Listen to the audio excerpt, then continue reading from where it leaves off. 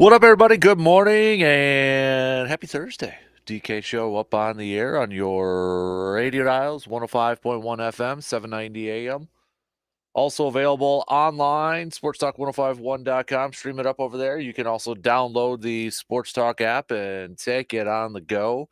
Video streams also up and rolling YouTube. Don't forget to follow, subscribe to the YouTube page over there. We're going to have some new stuff coming up there this summer. Got Facebook, Twitter. Follow the Facebook page too.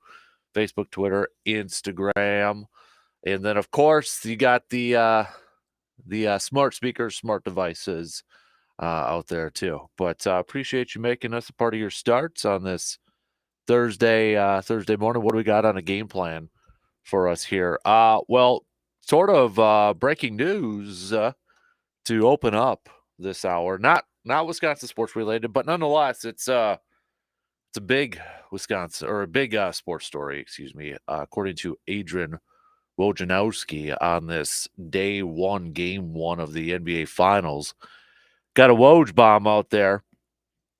The Lakers are preparing a massive long-term offer to bring in UConn's Dan Hurley to the NBA, with talks expected to escalate in the coming days. So, back-to-back national championship winning coach Dan Hurley over at UConn, potentially now going to make the jump to the NBA, and I would have to imagine probably instantly become the highest paid or one of the highest paid coaches in the entire league. But and if you remember, a couple months, it was shortly after the national championship. I think he might have been on the Dan Patrick Show, but he said essentially, he kind of alluded that the NBA could maybe, you know, that could be a situation where he would leave his current job to go. It sounded like that the NBA was kind of a destination for him to go. But I think I look at this more in terms of like, is this just another example of the state of college athletics right now? Like, here's the thing. Let's say, obviously, we're talking about NIL and maybe transfer portals and all that stuff. Because really, if Dan Hurley takes his job, I mean, now that it's a Woj bomb out there, it kind of seems like it. But if Dan Hurley takes his job, you've got the defending national champion football coach making the leap back to the pros in Jim Harbaugh. And now you've got the defending national champion men's basketball coach taking the leap to the pro level. And is that another kind of example of like the state of where college athletics is? I mean, for Wisconsin thing, we've got our new defensive coordinator for the Packers, for crying out loud. Is he left a head coaching job at Boston College to get to the pros and take a coordinator job. We've seen Chip Kelly leave as a head coach at UCLA to go take a coordinator job in college ball. He was trying to make the jump to back to the NFL to take a coordinator job. But like, part of me was thinking too, like, say the NIL became a thing and transfer portals where, unlimited transfers really became a thing. I don't know, mid 90s, early 2000s. Would lifers like Coach K have just stayed in college basketball their whole career? Or would they have been, you know what? I don't like this either. I'm going to make that jump too. Because Coach K was a guy that we always heard too, rumored about, well, could he go to the NBA? Tom Izzo is another guy at Michigan State. We've heard rumors about that too. Cleveland. I remember one year Cleveland was all about trying to get him. Then, Michigan's Jim Beeline went over to Cleveland. But, some of those coaches that were just, college lifers that never went to the pros. So obviously not talking about Nick Saban because he experienced the pros and then went back to college, but obviously a little bit different too, though. Steve Spurrier kind of did the same thing, but I'm talking about like the guys that maybe never had a taste of the pro ball, like a Coach K. I remember when Kobe was with the Lakers, there was this rumor that he really wanted Coach K as his coach with the Lakers and such, and he never made that jump. Or maybe other coaches like a Roy Williams and such. Coaches you think of when it's the college game. But is this just another example of if Hurley does take this leap, takes this jump to the pro level? What does it say about the state of college athletics right now? What does it say? Or is it maybe not a great example? The flip side of this, maybe it's not the greatest example because one, I think a lot of people assumed and just realized that eventually Jim Harbaugh was going to probably go back to the NFL, that he wanted to go back to the NFL. You got Hurley, who kind of alluded to it earlier about, NBA would kind of be a destination and such. And we know the Hurley name in basketball, right? So are those maybe not the greatest examples because maybe they had that ambition, that goal to either get back to the pro level or try their hand at being a head coach at the pro level. Billy Donovan won a couple national championships at Florida. A few years later, he's now in the NBA. He's been in the NBA for a while now. But kind of, I don't know if this has ever happened before. We got to get our research department on that.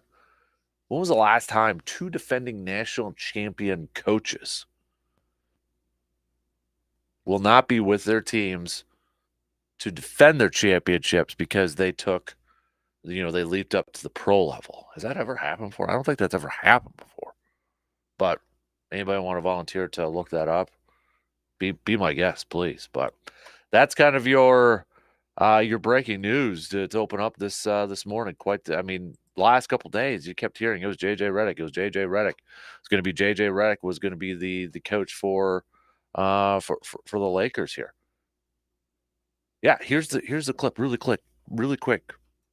Paulie Paps from the Dan Patrick Show just retweeted it about when they talked with Dan Hurley. When they were asking him about burnout or an opportunity to coach in the NBA. He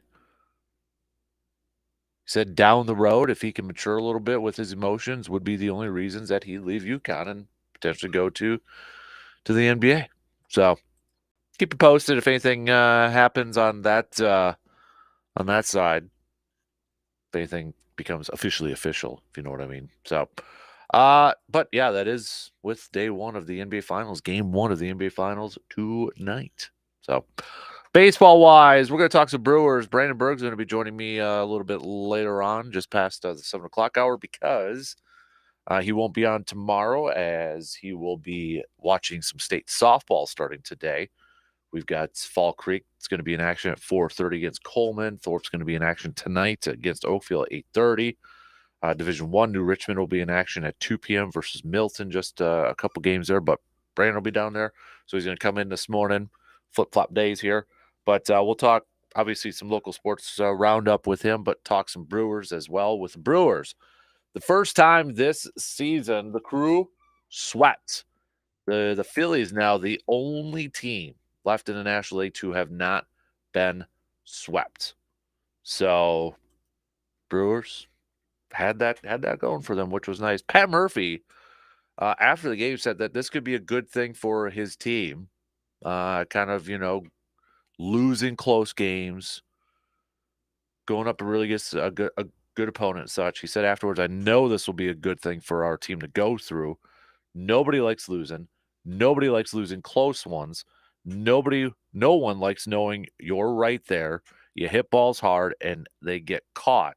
It wasn't a lack of effort. Like I've said all year, I continue to learn that our team wants to compete. It's a fun thing sitting in my seat when you know you just lost 3 close ones, but you still really like your team. Blanked yesterday. Aaron Ashby gets charged with a loss But I think it's fair to say that Aaron Ashby did exactly what the Brewers were hoping, maybe even a little bit more.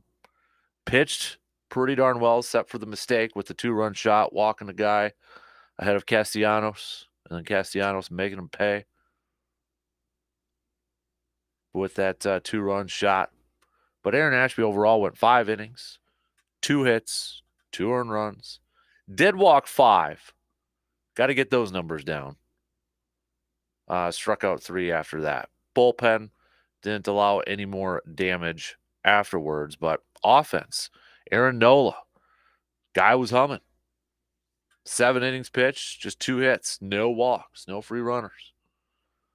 Brewers with a total of 3 hits in the entire game. 1 walk the entire game. The offense was shut down by this Philly pitching staff. Shut down. We knew it was going to be a tough matchup going up against the starters that Philly had lined up for this series, and it proved it. But they were close games. Every game was close. You go back to Monday's contest, 3-1 loss. 2-1 in extra innings. Yesterday, 2-0.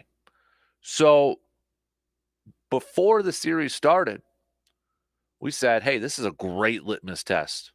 This is a great chance to see, maybe how the Brewers stack up with not only one of the National League's best, but one of Major League Baseball's best. So they lost all 3. But do you take anything positively from this series? Is there anything that you take away that's positive from this series against the Phillies, even though it was a sweep? Is it maybe you're like, hey, they battled against one of the better teams out there. It was on the road.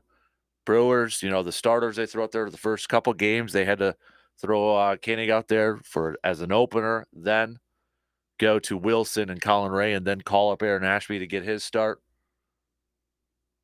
The fact that they were close with that impresses me. Flip side, maybe you're a little disappointed in the offense that has, been top 5 consistently all season long in a lot of offensive categories, not able to put up some runs against them. Maybe the offense, you're a little down on them now. But do you take anything positive, even though it was a sweep? And I'm not one to, to always, take some positive stuff away from losses, but can we take anything positive from this series against the Phillies? Do you feel a little bit better? Do you feel about the same? Do you feel worse about certain aspects?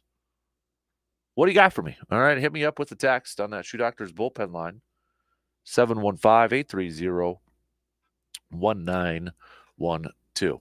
So we'll hit up some baseball talk coming up here just a little bit. We've got Brian and I are going to work on a couple of summer topics and segments and such. So we're gonna go through that later on here this morning too, probably in the 7:00 hour. So make sure pay attention to that. Some fun stuff that we're going to be doing here too. So we'll do a little receiver defer coming up at about 7:45. No outdoor tidbits. Our buddy Jake Bolks is on a little vacay this week. So no outdoor tidbits. Save those questions for next week. Okay.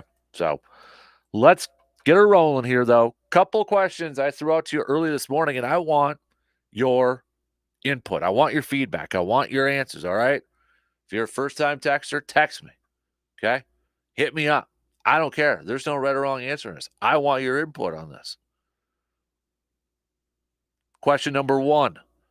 With Dan Hurley potentially leaving UConn and leaving the opportunity to go for a three-peat, to potentially take a job with the Lakers as the head coach. Is that another example of the state of college athletics, overall? And obviously we're talking about, transfer portals, NILs, that sort of stuff. Or do you think, not really, maybe not the greatest example? Let me throw a what if question so I'm going to get 3 questions here. I'm going to throw a what if in there.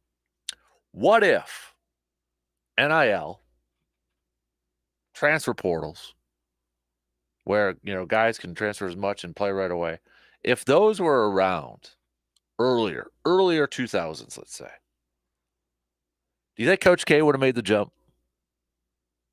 Do you think Krzyzewski would have went to the NBA? Do you think he would have been like, no, this isn't college basketball. It's not what I signed up for. Do you think he would have made the jump? Do a little what if. We'll never know, obviously. Unless somebody asks him and maybe he's brutally honest. But do you think he would have made that jump?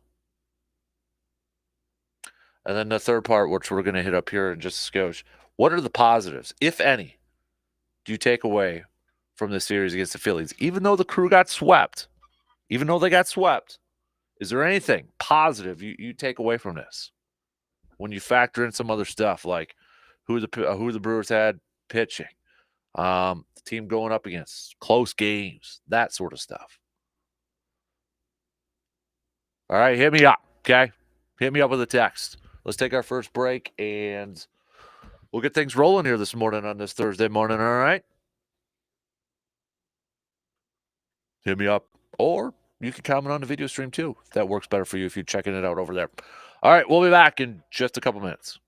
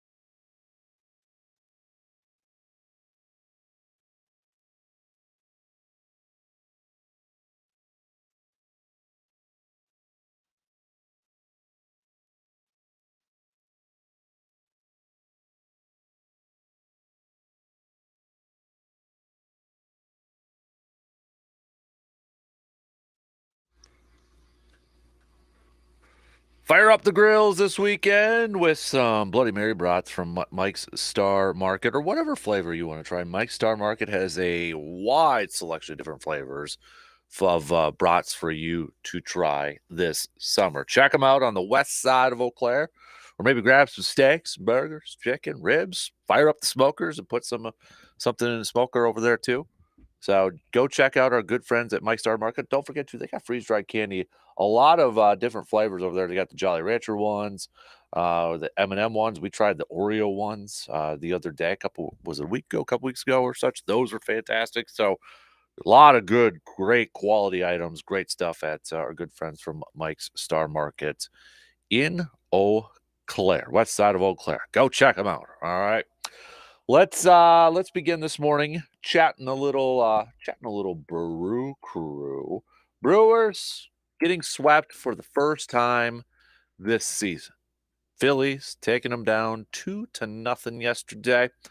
Aaron Ashby getting charged with the loss. We're going to talk about Ashby here just in a skosh.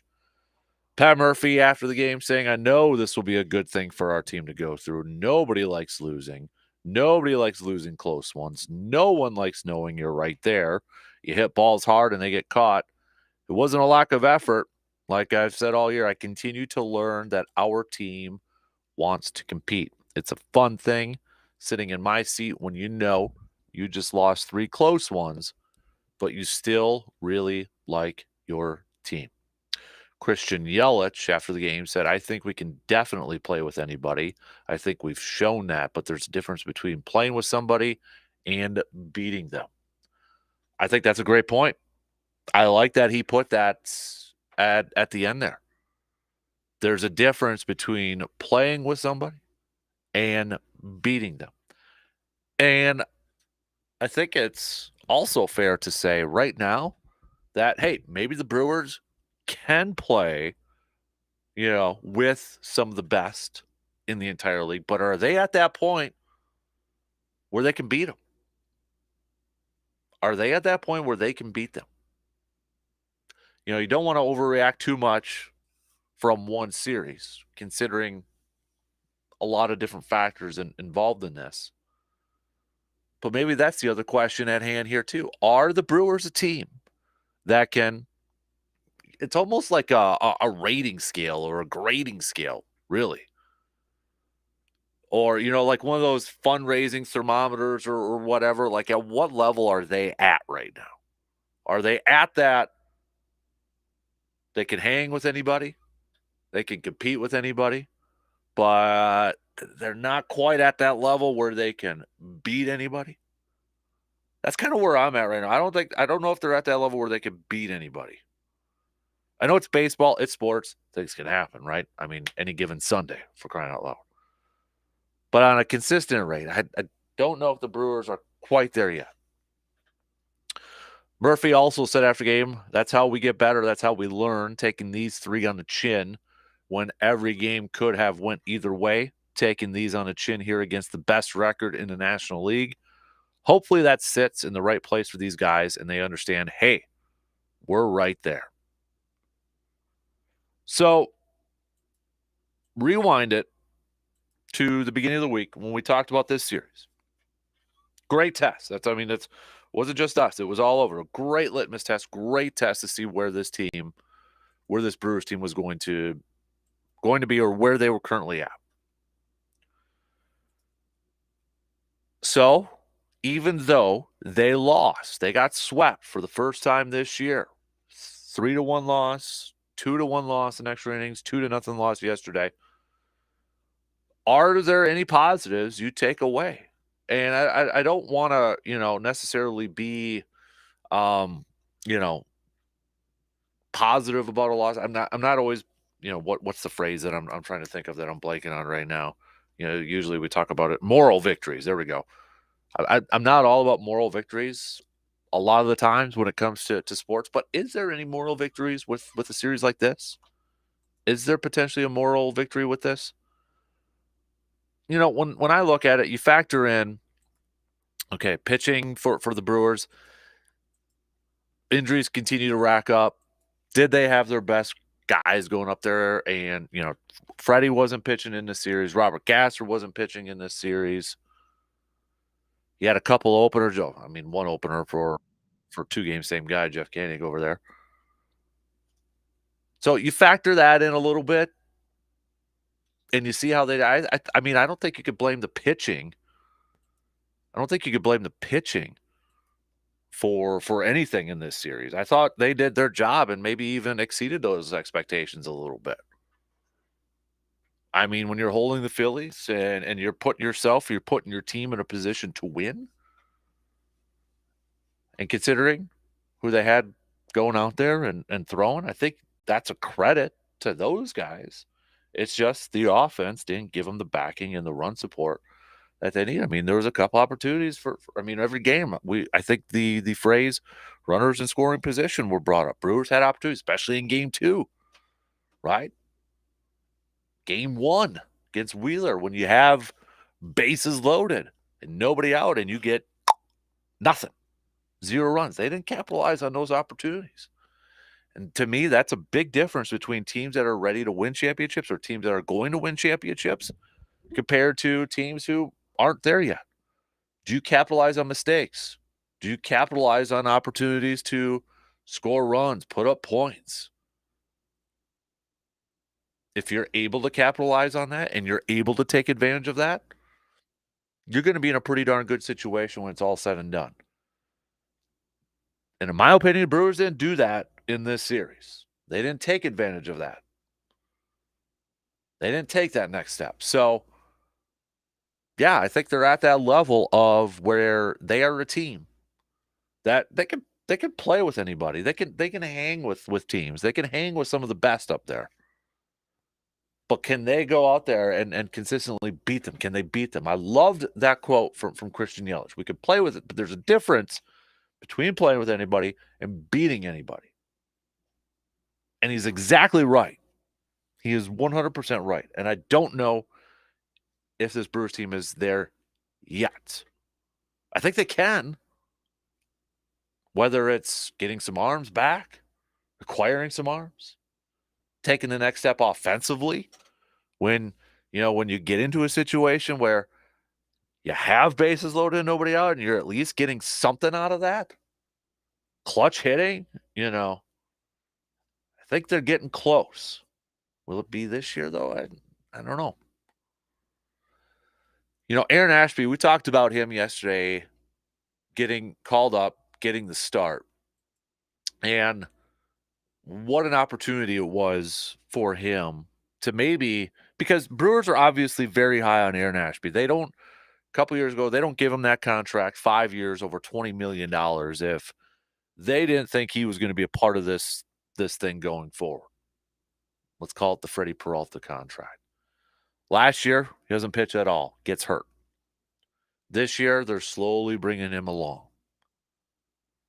Got a game in April against the Reds, but he's been slowly coming back from that injury from last year. Brewers have been patient with him because I think part of it, though, too, is that they invested in him and they want to make sure when he's back that he's ready and hopefully for the long term.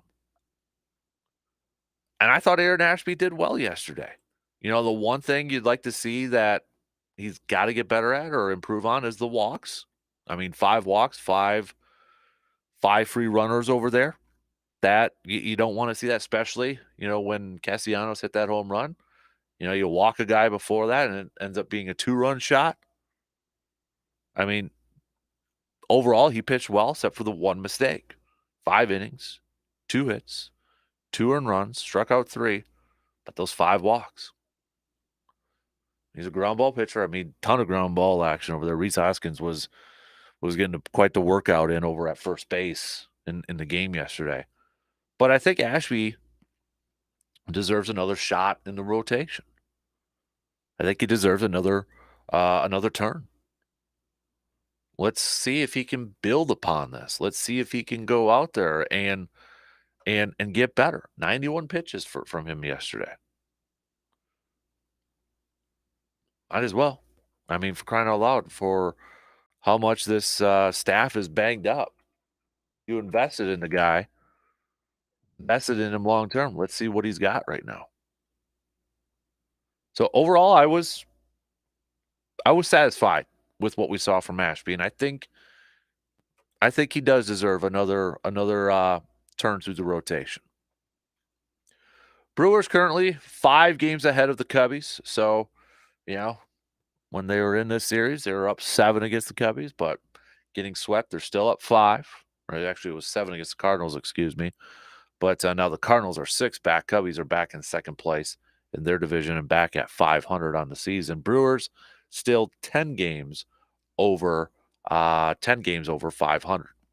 You're going to start to hear, and you've already started to hear, the All-Stars, All-Star ballots and make your votes for your players and such. And we know they've got different phases and all that. Right now, who is the most deserving Brewers All-Star? Is it still Contreras? I think it's probably still Contreras. Is it Christian Yelich? Should he also get in there? I was reading a little bit from MLB.com. And Blue Jays, shout out. They're most deserving. They do have Dalton Varsho. Shout out to Dalton Varsho and the Varsho family. It says here, Varsho is making his case as the best defensive outfielder in baseball, and nearly everyone in a Blue Jays uniform, from players to coaches, is in on the campaign. Varsho entered Wednesday leading the Blue Jays in F-WAR and home runs, but when it comes to his glove, Varsho was tied for the MLB lead with 8 outs above average and tied for the lead among Major League Baseball fielders, regardless of position, in fielding run value. As a truly elite defender who is having a career year in terms of power numbers, Varsho is making a great case for making his All-Star debut. It's still pretty awesome. I mean, we got to see him play for the Express a couple years ago. To see this guy transition from a catcher to this elite style of play in the outfield defensively. I mean, that is it's so cool to see that. It's so cool to see that. But MLB.com, when they made their one pick for the for the crew, and they had their team reporters, making the picks and such over there. So I mean, but for the crew, it's no surprise it is Contreras. No surprise here. Contreras has been one of the best hitters in Major League Baseball. He's been a workhorse for Milwaukee, starting all 62 games, 50 at catcher, 12 at DH. The 26-year-old could become just the third Brewers catcher to start the Midsummer Classic, following Ted Simmons and Jonathan Lucroy. So I think we would all probably say Contreras, but if you had to pick somebody else besides Contreras, who would that be? Would it be Yelich? Or the fact that he missed a month kind of take him out? Any pitchers, any relief bullpen guys out there you think deserves a shot? All right, let's take a quick break here. Hit me up with some text, all right? Join in on the convo. Do you take anything positive from this series against the Phillies? We said this was going to be a test. All right. So the Brewers got swept.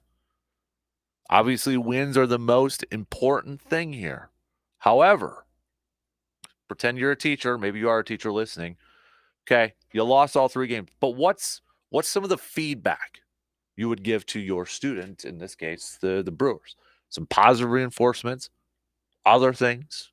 What would your assessment be? Okay? Let me know. Hit me up with that text 715-830-1912 on the Shoe Doctors bullpen line. We'll take a quick break and we'll finish up the second hour after we take these few words.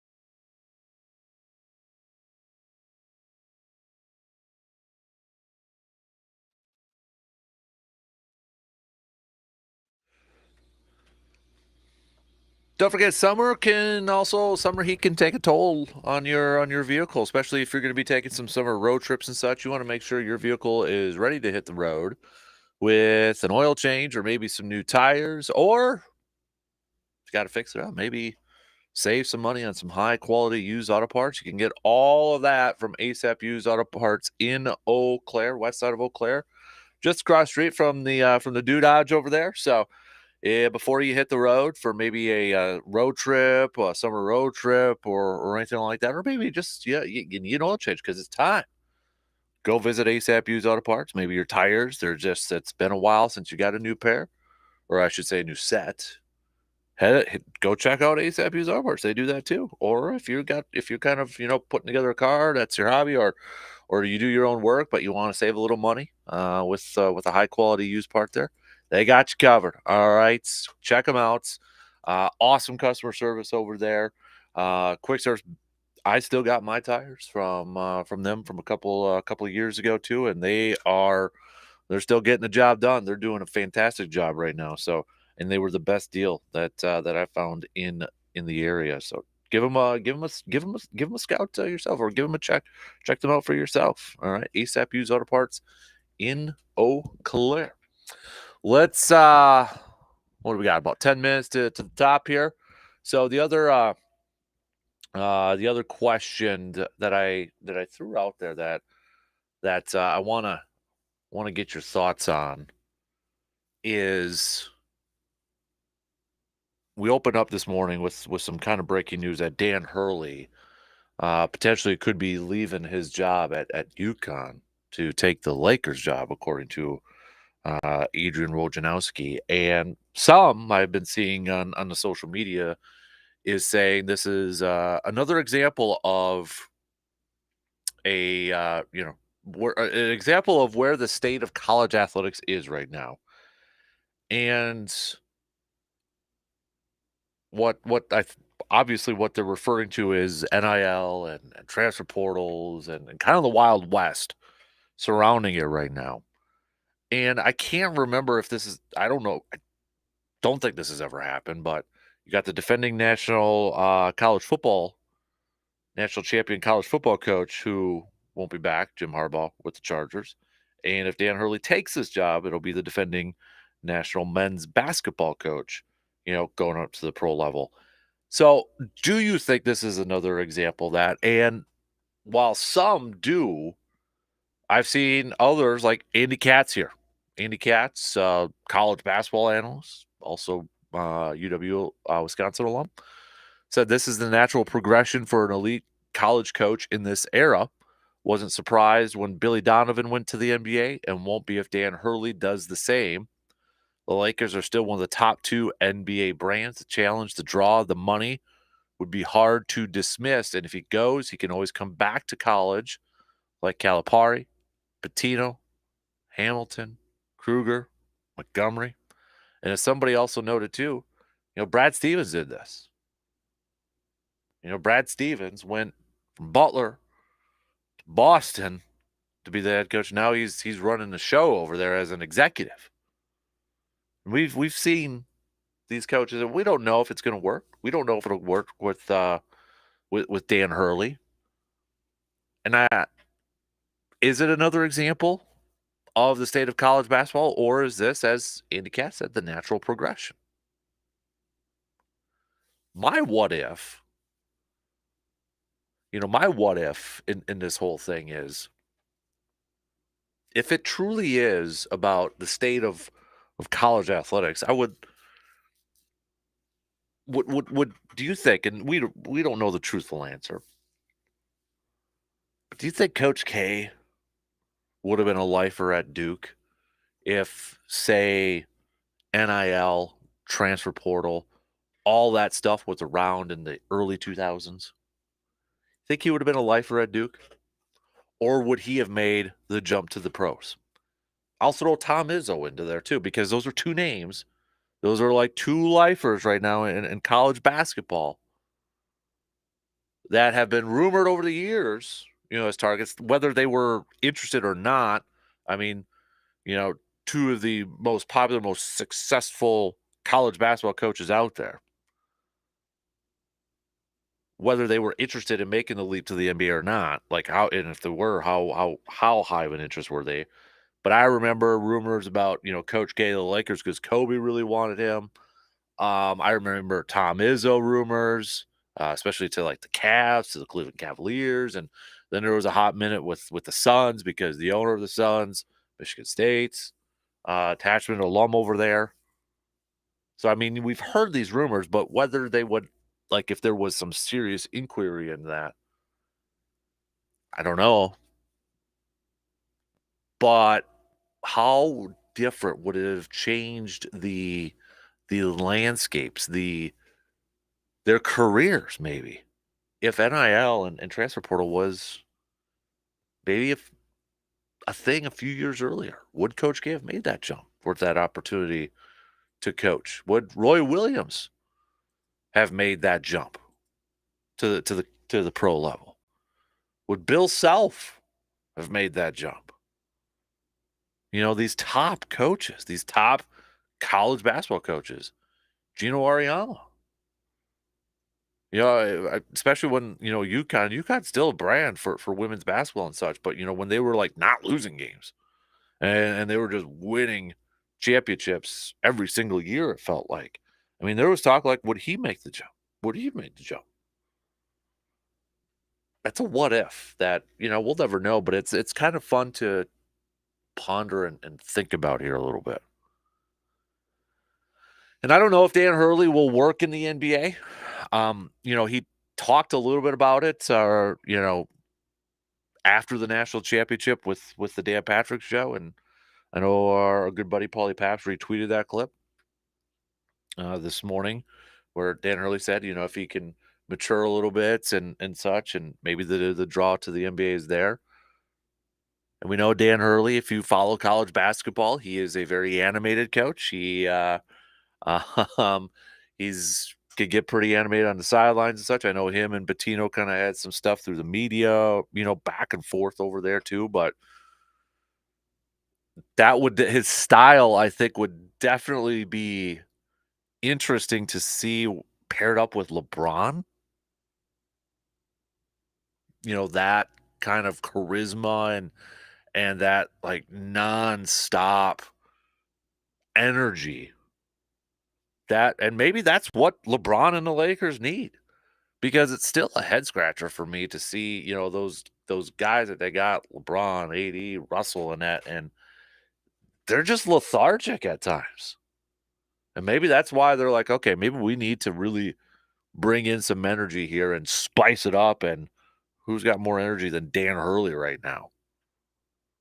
But would that get old for LeBron at his age? It's like, no, I don't need that.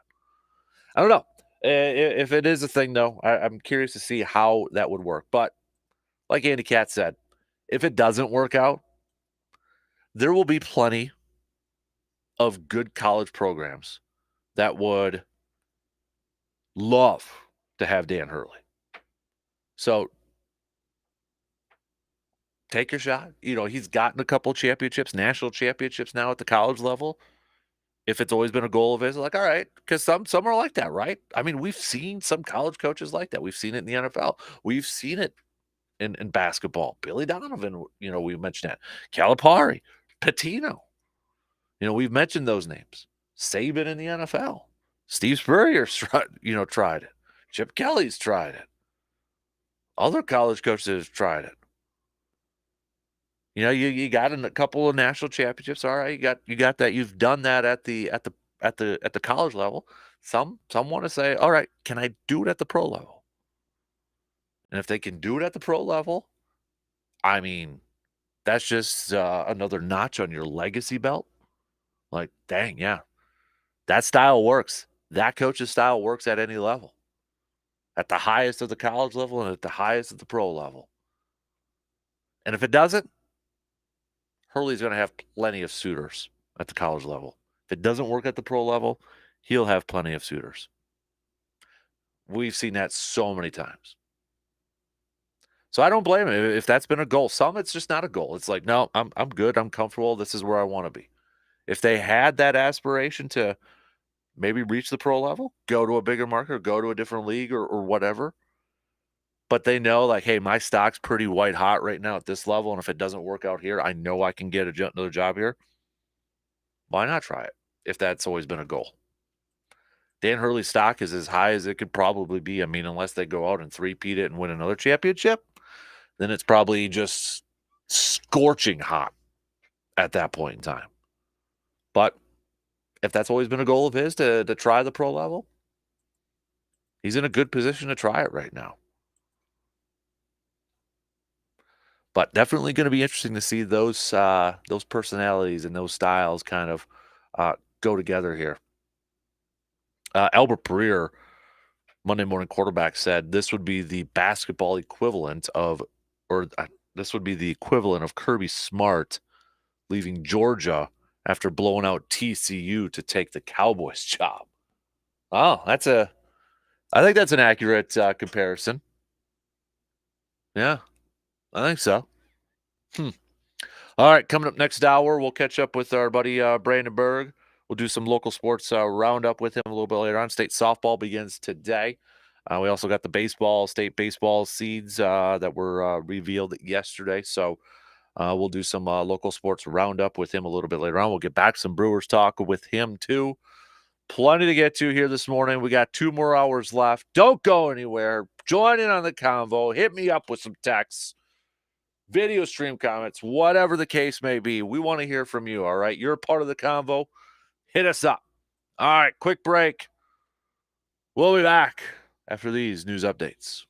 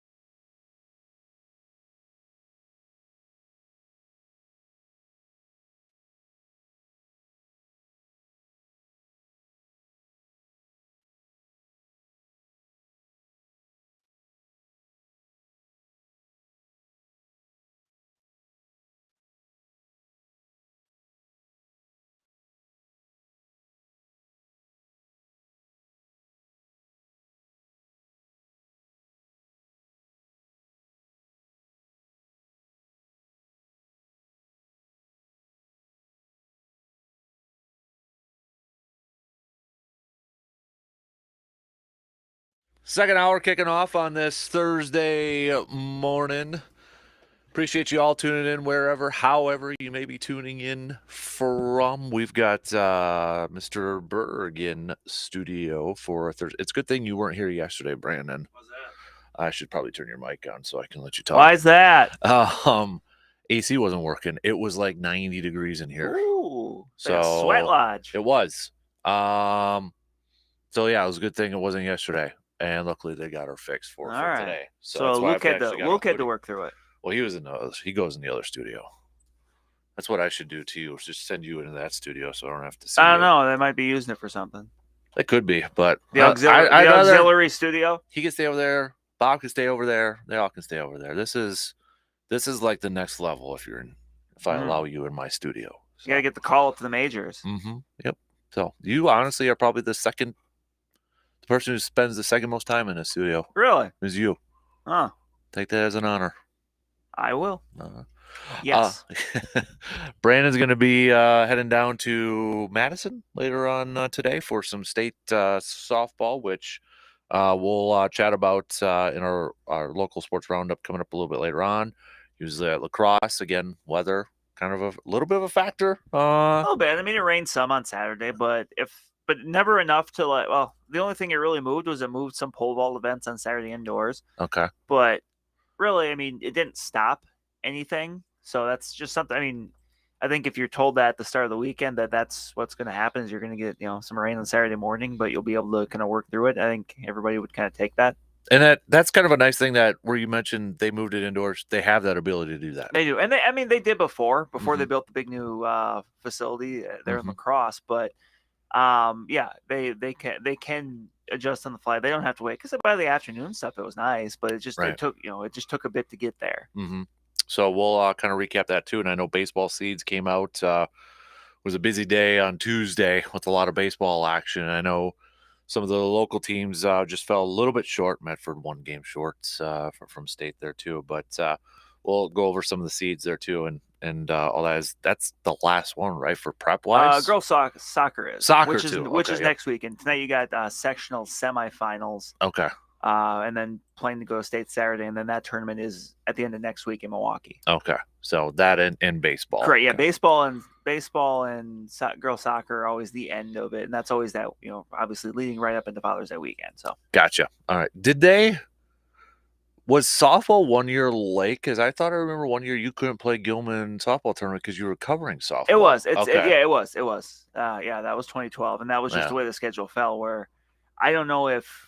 I guess I'd look back at that schedule, but that's the way it fell. Mm-hmm. Yeah, because I remember that 1 year, I think I was texting you updates. Yeah, it was 2012. I had lots of people texting me. Yeah, and calling me that day. But yeah, that was 2012. That was the year Chippewa Falls won the Division I state title. All right. So I was down there through Saturday evening. So. Nice. But yeah, that was 12 years ago.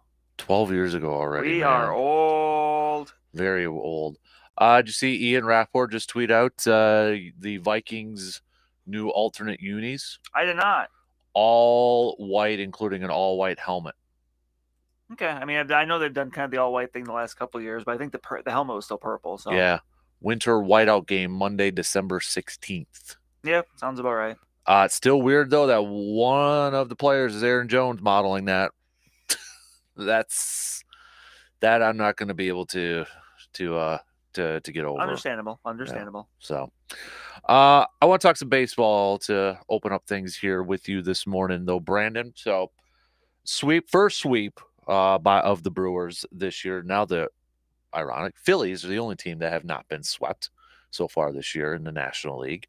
But before the series started, we talked about, okay, this is a great test for the Brewers, maybe a litmus test to see where this team is at. Okay, you got swept. Every game was close. And you look at how the Brewers threw out their pitching. I mean, you had Kanye getting, the openers in 2 starts, and then Aaron Ashby getting called up and getting to start yesterday. Doesn't have to necessarily be a moral victory, but if we use this as a test, yes, they got swept. But do we take anything positive from this? And there was a quote from Yelich. I don't know if you saw this after the game that I thought it was a perfect quote. He said, I'll paraphrase it here a little bit. He said, but we proved that we can play with anybody, but there's a difference, and I love this part. There's a difference between playing with anybody and beating everybody. And I thought that was a great quote from Yelich. And I think my personal opinion, that's where maybe the Brewers are at this point in time.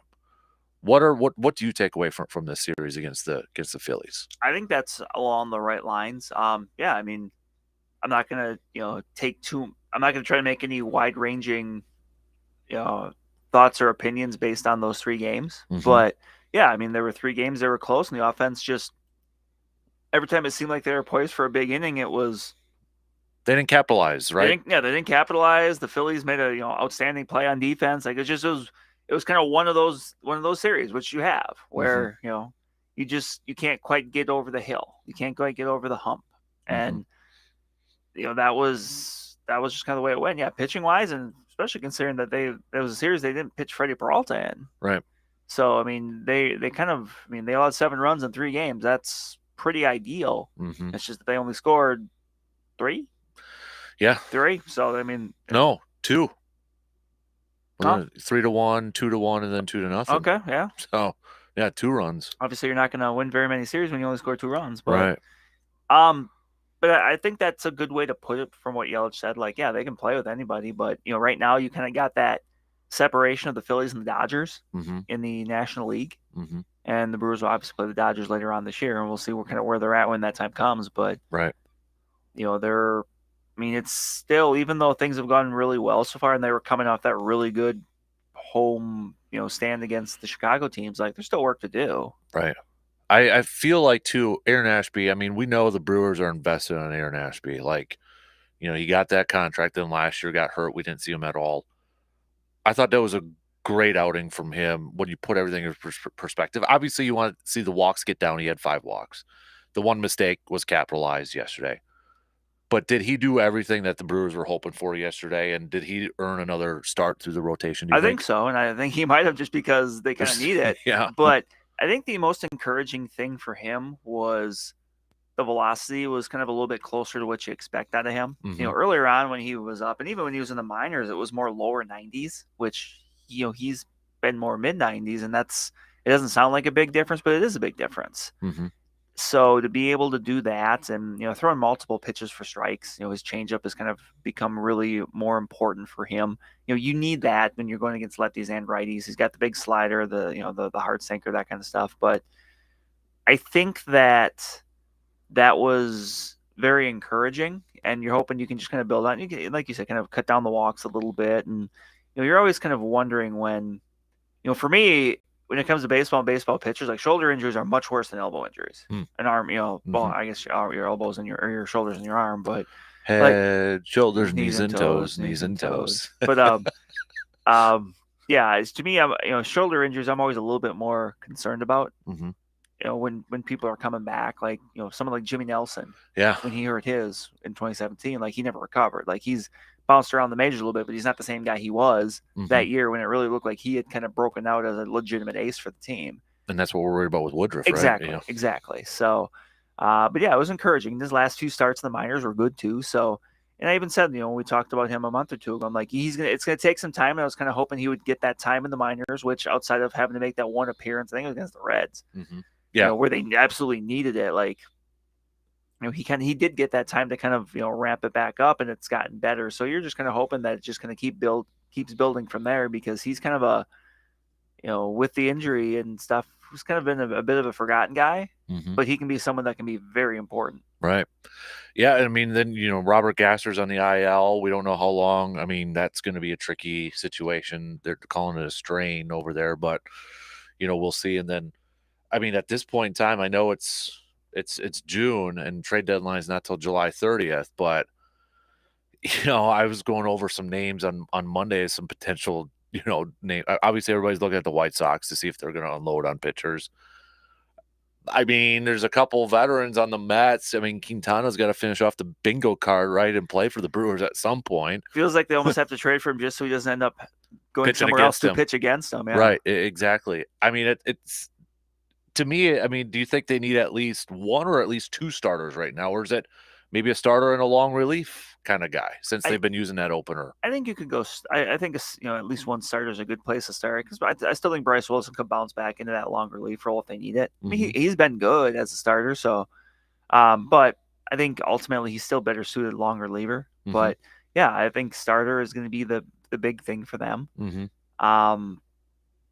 And maybe some sort of veteran kind of backup infield bat, because once you get beyond the starters, around the horn, like it gets a little, the water gets deep fast. Like, no offense to guys like Andrew Monasterio or Oliver Dunn, but like if you're going to be a legitimate team that, makes run the playoffs, like I feel like maybe like a right-handed guy that hits lefties, like, thinking over the years, the guys that Brewers have acquired that have kind of been that, a guy like a Jerry Harrison in 2011, a guy that could bounce around the infield. He ended up playing a lot down the stretch when Casey McGee struggled, and he was actually pretty valuable for them. But a guy like that, or Perez, or Hernan Perez. I mean, that would be a good one too. I mean, he was a little bit more versatile because he could play outfield too. But a guy that if that could play second base or play third base, or maybe even just get a big pinch hit late if they're going up against a tough lefty. Are you saying reliever. They need Craig Counsell?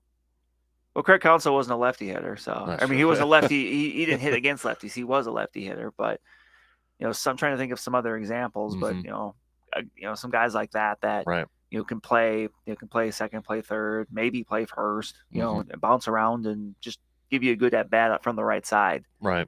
Yeah. I mean, it seems like it's a foregone conclusion almost at this point. I know it's kind of dangerous when you talk about the Brewers, but that they're going to try to acquire some players. I think so. I mean, they're in a position to buy. Yeah.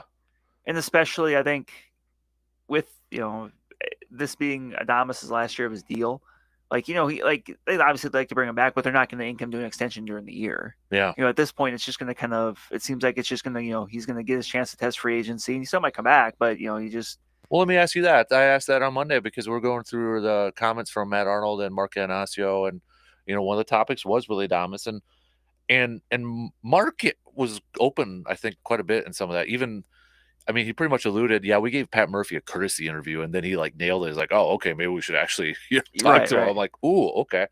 But then, he said, hey, we've had conversations about an extension for Adames. We've had offers for Adames. He loves Adames. Talked about him being a team leader. Okay, so we asked, would you bring him back knowing you got an Ortiz? Maybe that is still there. We know it's going to be a big price. Then you already have Yelich under contracts. I mean, yes, I would love to have Willy Adames back on there, but for baseball, we have to think about the numbers in that aspect. Do you think there is a decent shot that he could be back next year? I think so. He's going to go out and he's going to test it. And, right now, assuming he finishes like he's playing this year, he's played well this year. I mean, he's been a bit hit or miss. He kind of went from, being an NL Player of the Week to struggling in that Philly series, but I mean, everyone struggled in that Philly series offensively. So, but he's done a really good job since he got to Milwaukee, cutting down strikeouts. He's always been a very good defender. Yeah, and even when his offense has been up and down, it doesn't really seem like that's ever impacted his defense. His defense has always been solid. So, that's the kind of profile and that I think could get him paid in free agency, and it's just a matter of, sometimes it takes that one team just to make the deal. And shortstops have been kind of weird, it seems like, in free agency, too, like these last few years. Like, there's been guys like, how are they not signed? Right. And then you get guys with the long-term deals. Yeah, you got, a guy like Dansby Swanson cashed in last year with the Cubs. Yeah. But, yeah, you're right. There's some others that maybe didn't get what you were expecting. So, I mean, it's just going to be something that, I think they just kind of take it to that point, and then you see what happens. Yeah, that's going to be it. Because I thought, okay, foregone, Willie's gone after this year for sure. And, you got Ortiz there. But now I'm like, oh, maybe he could be back next year. Possible. I know, going back to our preseason predictions, I thought he was going to be traded because I thought the Brewers weren't going to be in the playoff contention. Right. You had him going to the playoffs. I mean, are they still kind of exceeding your expectations? Maybe more so on the offensive side? I think so. Point? Yeah, I would say especially offensive. I mean, Contreras, I think I don't know if we expected this, but like we expect him to be good. Because at the end of the day, that's what he does best. Like, he's gotten better on defense, but he's a hitter. Yeah. Christian Yelich, he's been really good. Yeah. I don't think there's much to complain about there.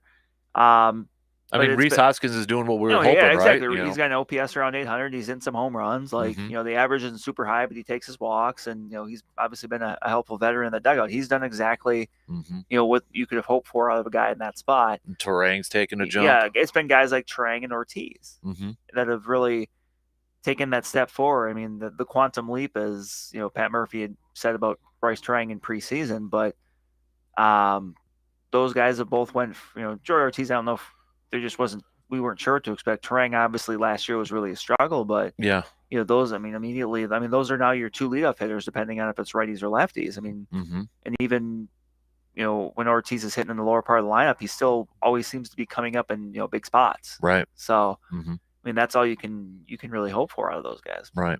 Because I don't feel like there's that. Going back to the trade deadline, there's not that CC Sabathia, right? No, I don't know. Like realistically, like the best pitchers out there. Obviously, you mentioned the White Sox. Garrett Crochet is one. He's one that I'm just a little leery on because he was a reliever that became a starter, and I just he's pitched very well for them. Obviously, he shut down the Brewers last weekend, but yeah, he's one I'm not sure about. What about Fetty? That would probably be a little. I mean, that might be a little bit more in their price range, but of course, he's someone that maybe doesn't have quite the highest ceiling.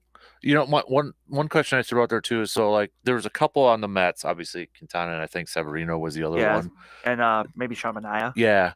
What do you see the Brewers potentially going for? A guy who has that 1-year deal where it's a prorate salary this year, and they're not committed to him. You don't give up much, but what you're getting is like a veteran down the stretch. Like I think like a guy like or do they want more control with those younger guys? Right. That's going to be the question. I mean, the guy I think of in that motto is like a Gio Gonzalez in 2018. That's the name I threw out there. I mean, he pitched well for the Brewers, but he was a guy that was kind of there wasn't a lot of pomp and circumstance when he was acquired, but he was just a solid. He was going to each innings, and you knew he was going to make a start. Right, and he was he would get. He wasn't going to get hit around too much, so you'd have a chance to win. And that would probably be those guys you mentioned. I mean, a guy like you mentioned that, might cost a little more, but would have maybe a guy like Jesus Luzardo from Miami. Right. Yeah. Because if Miami's out of it, I mean, they've already traded Luis Ariz, so maybe they're looking a little bit more. He's a young lefty. I think he's like 26. So, he'd still be under control a while. Then that was my question too, because they've got these crop of pitchers, assuming everybody's healthy, Robert Gasser's going to be a part of it. Freddie's going to be there yet. Aaron Ashby, if he's right, up there. I don't know, if Jacob Mizorowski, how close, potentially, but how much would they want to invest on another pitcher with control if they got these young guys that are ready to make that step? That's what you got to balance. And then, what you're giving up for that, because it would be to give up to get somebody like that would be significant. I mean, you're looking at. And DL Hall, too. Yeah, and DL Hall is kind of the wild card in this, too. So, I mean, it's not that they don't have options. It's just at some point you want those options to become a little bit more certainties. Right. You're just not sure. I mean, they've been able to kind of make it work so far with, Joe Ross has pitched, all right. I think that one bad start kind of blew up his ERA a little bit and stuff like that. But, if you're going to be a legitimate contender, those are guys that maybe are a little bit better going multi-innings, come out of the bullpen. But then the issue you run into there is they found so many guys out of the bullpen this year that you're kind of struggling for spots. Like people weren't expecting Jared Koenig and in more recent days, Paredes. Paredes. Like there's just been so many guys that have kind of they've made the most of their opportunity, which is a really good thing. But then you just kind of have a little bit less wiggle room, and we know the Brewers kind of like to shuttle guys back and forth between AAA and the majors when it works for them. For anybody who maybe doesn't know or maybe question it, I mean, for Koenig to get these openers, is it straight up just to force the other team to throw out a certain lineup? Well, it's kind of what Council was doing with the Dodgers in that playoff series. They're doing it anytime you have a team that's loaded with lefties at the top, and that's what happened between the Red Sox and then with the Phillies, where they had really good lefties at the top, and you're just looking to get that matchup the first time through. I mean, you know that he's probably going to pitch at some point anyway, so. You get that matchup the first time through, and it worked out well for them with Koenig in those instances. And you kind of just go from there. And also, though, you need a certain type of pitcher that's following. I think that kind of understands that their routine's getting not necessarily messed with a little bit. It's just different. Like guys like Colin Ray and Bryce Wilson, who are used to that. Like they're used to kind of coming out of the bullpen. Remember, Ray did a little bit last year, so obviously Wilson did. Like it doesn't bother them much. You're not going to do that with like Freddie Peralta, right? Or maybe former Brewer Adrian Hauser, you could do that with. Yes, anyone that's kind of in that spot that's used to pitching long relief, because it's just a much. I mean, you're still going through your pregame routine. You're just maybe doing it a little bit later. Yeah. So, but that's why you're doing it. You're doing it if you get a team that's just loaded with lefties at the top, and you want to get that matchup, that first inning in the third, whatever, because you're facing those guys 3 or maybe 4 times. If you can, I mean, well, probably more 4 or 5, but like if you can get that matchup that first time, I mean that's big. Yeah.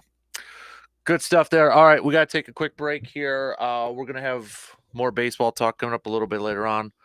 I want to talk some college sports though coming up here in just a skosh.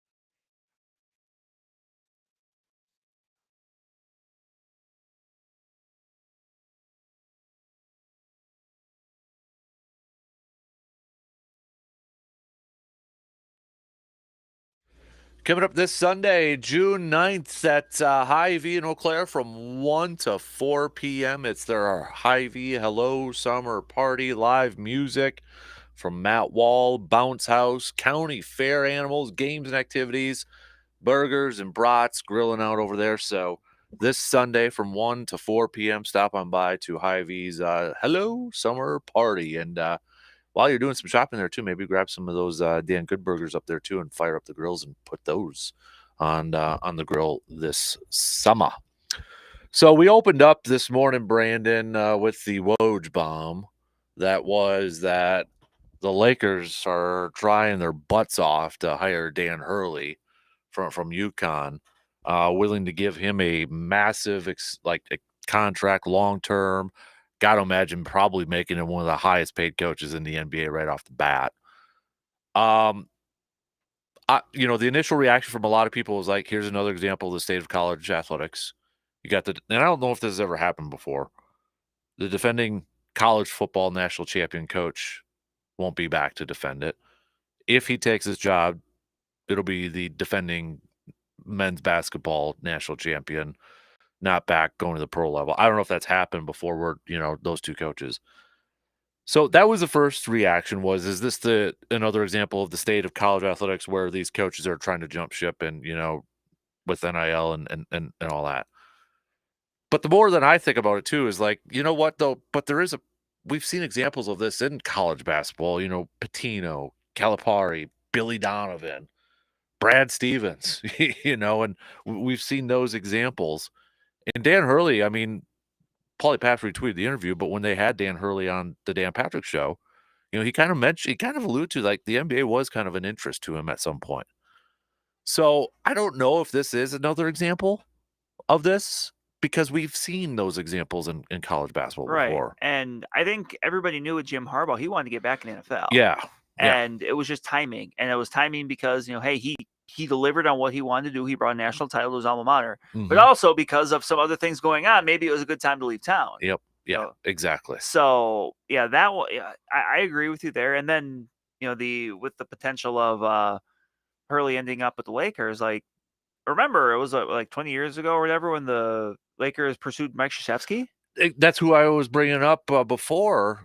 Kobe wanted, Mike Krzyzewski. So it's, like, I get it. Like, Tom Izzo's been out there how many years? Like, I get it. Like, there's probably, I'm sure there are coaches out there that, are, very frustrated right now with how, things might be with college athletics. And maybe that's a reason, but I don't think it was within like the top couple. Like if you're making a pie chart, I'm sure the two top biggest pieces of the pie for Harbaugh and potentially Hurley if he goes are opportunity and money. Yes. Couple things too. I'm glad you brought up Krzyzewski. It's a what if question. We don't know, but like to me, I wondered because I'm glad you brought that up again about the Lakers and Kobe tried to get Coach K and such. If NIL and transfer portal, like the current situation we're in right now with college sports, if that happened 20 years earlier, would Coach K have made the jump? That's a good question. I don't know. Like, I would love to.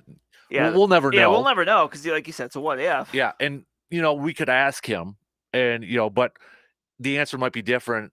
Now hindsight 2020 as compared to what it actually would have been like in the thing. Right.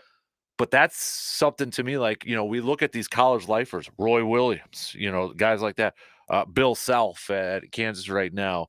Obviously Jay Wright's retired. We don't know I don't think he's going to be coming back or doing anything, or Tom Izzo. If this whole thing had started 20 years earlier, would Coach K have made that jump? When they were all a little younger? Yeah. If Kobe makes that call to Coach K, and current with NIL and transfer portal going and say, hey, Coach K, we'd love that. Does he make that jump then? I mean, you would think he would maybe be a little more receptive. Again, we don't know, but I probably would have liked it because maybe Wisconsin would have won that national championship. Whoever would have replaced him then, might not have been able to rail on the refs enough to change, to call a different game in the second half. But regardless, yeah. But and here's Andy Katz made a great point about this on Twitter too, which the one luxury a guy like Dan Hurley has, if it doesn't work in the NBA, he's going to get a primo job in college. Yeah, he'll be able to come back. Like he is. barring being involved in some sort of like scandal or something, he can basically kind of write his own check for where he wants to go. Yes. I mean, UConn is a premier program spot to be, but you're right. If he goes to Lakers for 2 years and it bombs out, yeah, he'll come back and there'll be a power four, I guess, if that's the word for it now, job waiting for whoever, for him at any, major spot. Right. Exactly. It happened to Patina. It Happened happened to Calipari. Calipari. He has that luxury where, if he's a made man. Yeah. And if that was a goal or is a goal of his to someday get to the NBA and try it. Yeah. The timing right now works because his stock is so high in college basketball that regardless of what happens in the NBA, teams will line up to hire him in a few years if he wants to. And if it's the Lakers, I mean, it's, I have to imagine that's something. I mean, we've seen LeBron speak highly of him. He's jumping on a team with LeBron, with Anthony Davis. Obviously, and some younger guys. Obviously, there's work to do there because there's a reason they're looking for a coach. But it's not like he's going to the Wizards. Yeah, I mean, he obviously he's earned the right to be able to be kind of smart with this and go somewhere where he's going to have an opportunity to win. He's not going to the NBA just because he's going to the NBA. He's going to the NBA because it's going to be a good opportunity. The one thing I think that I'm curious to see the interactions though is Dan Hurley is a very animated coach, a very high energy coach. We've seen that. And I look at that Lakers team, which I think they need some energy because they look lethargic at times. But with the current state of where LeBron's at in his career, is that something he's going to embrace? Right. That's the one thing I'm curious and I kind of want to see happen. Right. Like, I think so. I mean, I think that's something he would kind of understand. Like, hey, you wanted someone different. Like, you wanted something different at this stage of the game. You really think highly of this guy. Like, and the thing is too, okay, LeBron, if this is a guy that you want and it's going to cost a lot of money to bring him in, let him do his thing. Right. Let him do his thing. Yeah. Don't try to kind of puppet master the coach. Like, let him coach you. Yes. Let him if you like him this guy this much, trust that he knows what he's doing and that what he can bring to the table is going to get you back where you want to go. Yes, exactly. So at this point, if it's a Woj bomb, it's got to be pretty close. When there's smoke, there's fire. Yeah, and the timing of it too is like, what was the last 2 days? Oh, it's JJ Redick. It's JJ Redick. And that's why when I woke up this morning and saw that, I'm like, oh wow, I was just kind of assuming it was going to be Redick, which this is a much better option than Redick. No offense to JJ Redick, but I would rather take an established college coach versus a guy that I'm sure obviously played for a long time in the NBA and is thought of very highly from some people, but like had no coaching experience in the NBA. Right. Yeah. And or in college or anywhere. JJ's LeBron's podcast buddy. Yeah. Which, you got that. And that's not to diminish JJ's knowledge or anything. But you're literally and we've seen that before with broadcasters, making the jump and getting that experience. And they've had success. Yeah. But with the current state of this team right now, it's a win now. Yeah. It's a win now. You're looking to plug in somebody that that can have you deep in the playoffs next year. Yeah. Another tweet from Andy Katz, former Badger, UW Madison alum. So whatever he says, I always him and Jay Billis are like my two favorite college basketball. He says, 1, coaches adapt all the time to their personnel and to the job, so don't underestimate the ability to change the tone. 2, if you're coaching elite players at every position, then you may not have to be as intense or in as much control on every possession. Maybe kind of related to what we were just saying about Dan Hurley's. Right. Maybe part of the reason that he is that way is because he knows he's got to really kind of manage. It's like if you're a boss for somebody at a job and like you kind of have to be on them because they need it. But if there's people that you really trust that are very good at what they do, you kind of let them go. Right. Yeah. You don't bother them too much. Right. Right. You don't have to go up and say, hey, make sure you get that report done because they're going to get that report done because they always do. Yeah. Number 3, former college coaches do love that in the NBA, they just coach ball and don't have to deal with recruiting or off-court commitments. 4, Hurley may stay like his own Coach K did, but 2024-25 is also not like at all the early 2000s in this sport, something we were just talking about. The ability to completely control / run a program from head coach down is not the norm. The money needed to manage a roster now is not in a college head coach's ultimate control. Again, kind of what we were talking about with the Like change you said, of. it could be a factor, but again, I still think money and opportunity, money paid to coach and opportunity for coach are going to supersede that. Right. Yeah. So definitely a big Woj bomb Yeah. here. And I mean, I think that would be a home run hire for the Lakers. I think so. Based on kind of the other names that they were Mhm. looking at, like that's And the thing is, I mean, I know it's college, but Hurley's a basketball name, whether yeah. it's been his brother, Bobby or anything like that. I mean, Hurley's a basketball name. We've heard about them for a long time. Mhm. So, oh, we'll see. All right, we got to finish up the second hour here. Got a couple ideas I want to throw out to you, Brandon, and to our lovely, beautiful listening audience Yes. out there. So, I'm gonna take a break. Some summer program content ideas. We need some feedback. One you don't even know about, Brandon. That I didn't tell you. No, you didn't. I had an idea at 3:00 this morning. So let it marinate a little bit. We'll be back.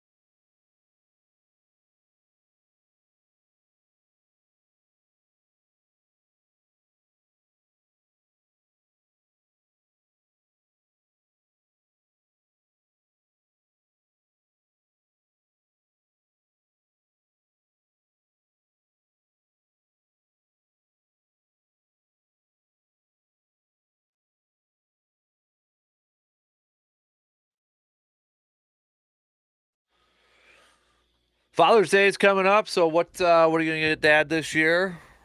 Maybe look at getting them a brand new deer hunting rifle or turkey shotgun from our good friends at Tilden Gun here for Father's Day. Just head to tildengun.com, check out their massive selection and their entire lineup over there. It is best selection, best prices in the area.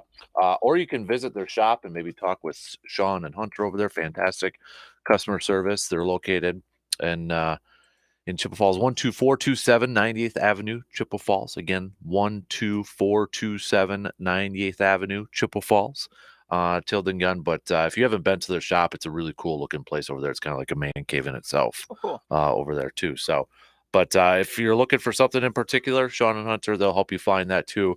Even if they don't have it in the store, you can order it and it's come. I've done that. They come really quick over there. So. We got about 10 minutes to the top. Coming up, we're going to do a little local sports roundup past 8 o'clock. Brandon's going to be heading down to state softball. That's why Brandon's in today and not tomorrow. Nope. Next week, I should be back on my normal. Good. Because this is getting tiring. So, okay.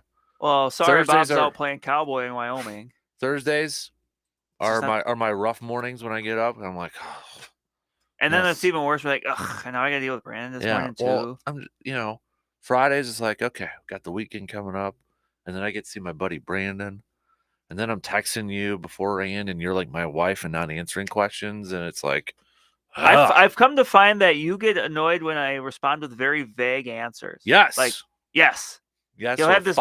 He'll send me this big, like elaborate, like, oh, I'm thinking about doing this and this. What do you think? And I will just respond with yes. Or at this point, or okay, or 10-4. Yeah. Because at this point, I know it annoys you. Or the word fine. Fine. Well, that's the worst. Yeah. And if someone tells you, how is it? Fine. That's. Ugh. Or when I ask you something and you're like, I think so. I'm like, no. Well, I don't know for sure. Next time, I'll just have like this really long-winded answer that really doesn't say anything. I feel like that would be a productive response for both parties. So you would be doing kind of like the very political answer in that aspect. Saying a lot by saying nothing. Yes. Yeah, that's a very good way to put it. Yep. So, interesting. Really quick here, Paulie Paps just tweeted. They just taped a Gino Ariyama interview for later in the show. Mm-hmm. He told us that he talked to Dan Hurley last night about the Lakers opening. It'll play at 9:20 our time. 9:20 our time, so 20 minutes right after this. So Gino's another guy who's been talked about. How many times would he make the jump? Yeah, he just inked an extension with UConn for the women. Yep. So interesting. That should be a good insight over there for sure. So, and he's not going to say anything probably that was nothing like if he's not going to be breaking any Gino bombs. No. So. With the summer, before we get to a little local sports roundup coming up just past 8 o'clock. So with the summer coming up, June, we've done this before. July is one of the worst sports months. For discussions. I mean, it's baseball, but then you got a break and All-Star break. And then. Which means that, does that mean the Dandies are going to be that open week in July? Opening week? Like the open week. Yes. I'm sorry, yeah. We should. I mean, that's my birthday week too. So, I mean, it just makes sense. Right. To have the Dandies there. But it's weird because even like Packers training camps like a week earlier. They open on the 22nd. So it's like right after the All-Star break, it's like boom, football's back, Yep. That sort of stuff. But July can kind of get a little the dog days of summer, right? Can get a little bit there. So trying to find, and I know the NBA final starts tonight, but not a lot of people around here, especially, are probably going to be geared up for that. Yeah. So, but we're coming up with some fun, engaging topics, content, that sort of stuff. We got the stadium rules one written down on the marker board. Yep. We're going to do that. The comedy movie bracket. Comedy movie bracket. One I threw out to you yesterday, but I got another bracket idea I want to throw to because I didn't tell you this one. I thought about this morning because I was like, okay, what else can we talk about with the Brewers and and all that and sport, and so it's kind of maybe a bracket one here. But like, what if we created the ultimate Wisconsin sports underdog, like the most underappreciated, overlooked athlete in Wisconsin. So like we'd have a Brewers bracket. Who was the most and then like a Packers, like Packers, the Badgers. Badgers? I don't know, like, and then the other one, like, I don't know if there would be like enough for the. Would you have a mixture like maybe Olympics? Yeah, because Or I something think like the other that? one I feel like could be open because like you could certainly have some Bucks in there, but you could have Olympians, you could have Marquette. You could have NASCAR drivers on there. Yes, yeah. Something on there. Yeah, I feel like like Brewers, Badgers, and obviously Badgers can cover some ground. Yep, Packers. And Packers, I think those could be good 3 regions. Yep. And then the other one is just kind of the open region. The open region. Because I was like, when we talk about Brewers, I'm like, well, who's like an underrated player? Yeah. And I was like, well, who's your favorite underrated Brewer player? Because I was trying to think of like, because you could name anybody, right? I mean, your favorite players, I feel like, are underrated players a lot for right. For the like Brewers. This would be one where you're not going to have Ryan Braun or Robin Yount. Yeah, and so I'm like, well, could we do that? Could we expand it? So we might do something like that. What are your thoughts on that? I like that, and I think, that's one where it's like, obviously you can take care of the Packer one. Yeah. And I'll take suggestions from people. Yeah, we want to hear that too. Yeah. And like, well, if you got a player, should we keep it to players? Yeah, I think we ought to keep it to players. Players / athletes. Yeah. Yes. So who are some of the most underrated Wisconsin athletes? They don't have to be from Wisconsin. Play on a Wisconsin team. Right. And like they can for like Olympians and stuff, they can be. Right. Yes. For Olympians, Wisconsin natives, sort of thing. But since you don't have the Wisconsin Olympic team. Right. Yeah. So it's not by states, it's by the countries. Right. Although that'd be kind of fun. The state Olympics? Yeah. So anybody got, ones out there, hit us up. We might do a little fun. Get the ball rolling on now. But I didn't tell you that one. Should we kind of maybe see how that one rolls? I'd be curious to see who comes out of the Brewers bracket. Because then we put it to a vote, obviously. Oh, yeah. This would be all listener vote. Yeah. Because I'd be curious to see who comes out of the Brewer one. First of all, I'd be curious to see who are the names on there. Right. Because let's face it, like Yount is not on there. Paul Mahler is not on there. Yelich is not on there. Cecil Cooper's not going to be on there. Those are all, Braun. Those are all all-time greats. Yes. Like, guys that maybe like a Jim Gantner would be on there. Yeah, but like guys, gals, when you look at like their body of work, you go, oh, like I didn't realize they did that much. Right. Yes. Exactly. So that's what we talk about for underrated. And I've already got my brain, spinning with a few here. Yeah. Packers too would be a good. There's a lot of Hall of Famers. So who are the underrated? I'm just going to say this. I don't know if I'd put Sterling Sharp on there because I feel like he's still getting, from a fan's perspective, I think he gets a lot of. Yeah. Like not from a national sense, but like around here he would. And he's getting more Hall of Fame traction as we're kind of seeing the kind of brighter light burns out quickly, unfortunately, for injury reasons. But like those kind of players getting more play in potential Hall of Fame selections. Yes. So maybe, and I think a caveat to this whole thing too is that they cannot be in a Hall of Fame. One rule for a player. Like they're pro Hall of Fame or whatever. You know what I mean? Like I don't know if you could be underrated if you're in a Hall of Fame. Okay. Yeah. Would you agree with that? I think that's fair. Because I think there's a lot of other options. I don't want to. We'll see how it goes. Right. Let's not put too many rules on it. We'll see how it goes. This is Because Olympics, Hall of Fame, but that sort of stuff. So ignore that part. We'll see how it goes here. The second one, and I'm running out of time here, was the one I did text you about to get your thoughts on. The 715 area is a massive area in our listening area, right? We want to try to find who are some of the best sports towns in the 715. So obviously that does not include Green Bay, Madison, Milwaukee. They're out of it. No. You're not eligible for this. The great Northwest here, baby. So we are looking for, this could be a town of Bollinger, whatever. Bollinger.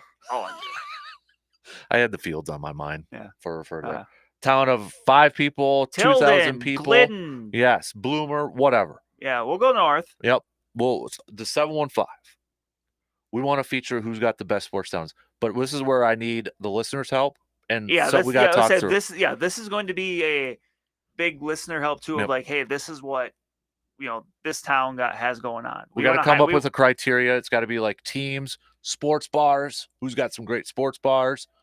Who's got Great golf courses. Yes. Outdoor leagues, rec leagues for Yeah. weekend warriors. If I hear like, hey, this this little town up north has got like we've had this slow pitch softball league for like 50 years or something, that's gonna be extra points. That's gonna score points. We'll talk a little bit more about this coming up after the top. So it's kind of like the dive bars guy that goes around and rates that sort of thing. So.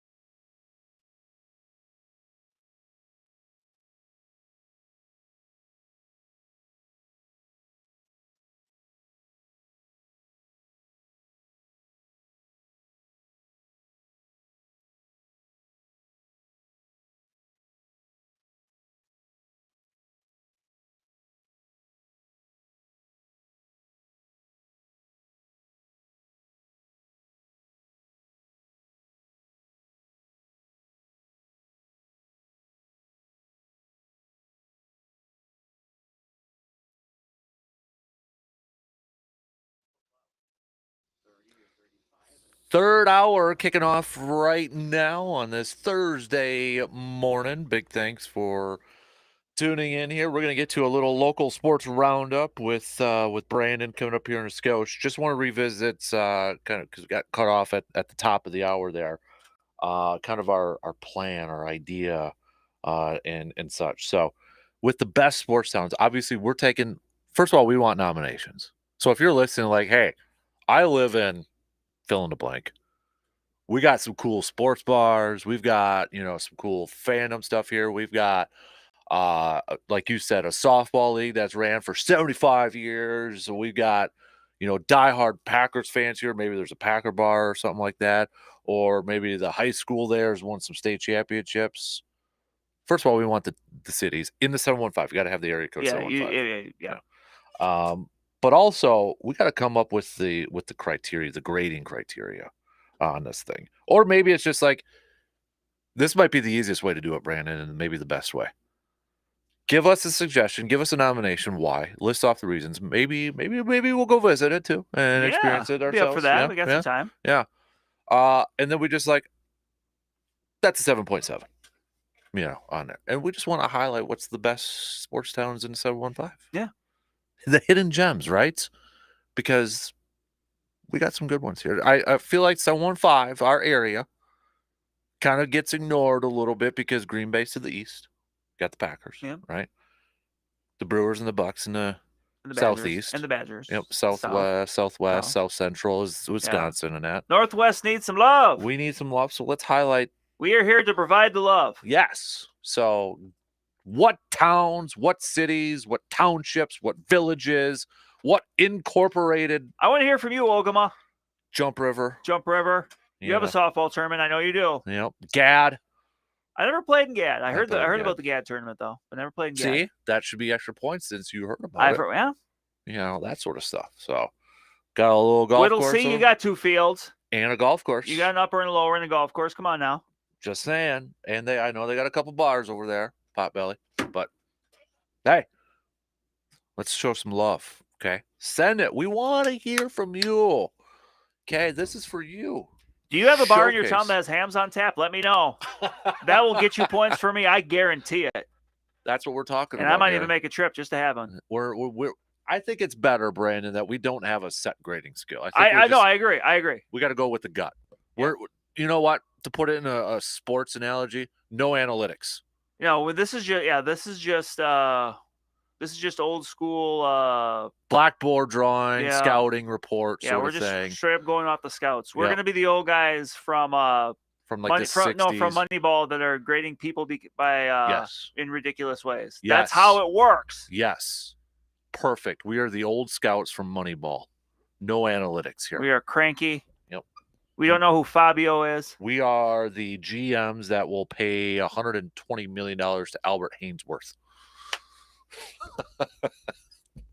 Whatever the contract was that he got. It was massive. Massive out there.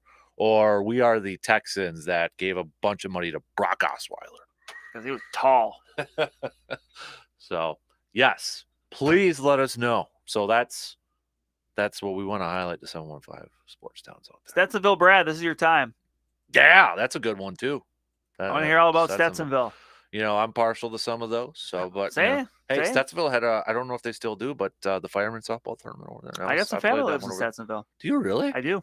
I did not know that. Yep, I got my dad's side of the family lives over in Taylor County. Okay. I mean, I'm from Taylor County, obviously, but they live over in the greater Medford, Stetsonville area. So you got to let us know the cities, towns, villages. Not a certain spot. We want to know the villages and the towns. So like some of these places, where are they at?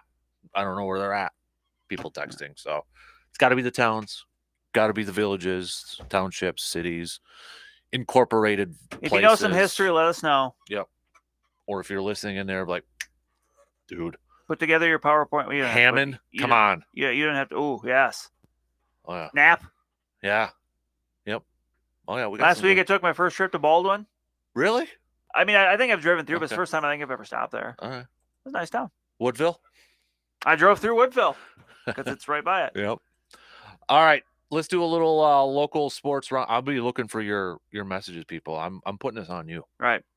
We're changing it up. Help us. Where else? Help us help you. We want to hear you. Where else will you get to hear about some awesome sports places in the 715? The hidden gems of the world.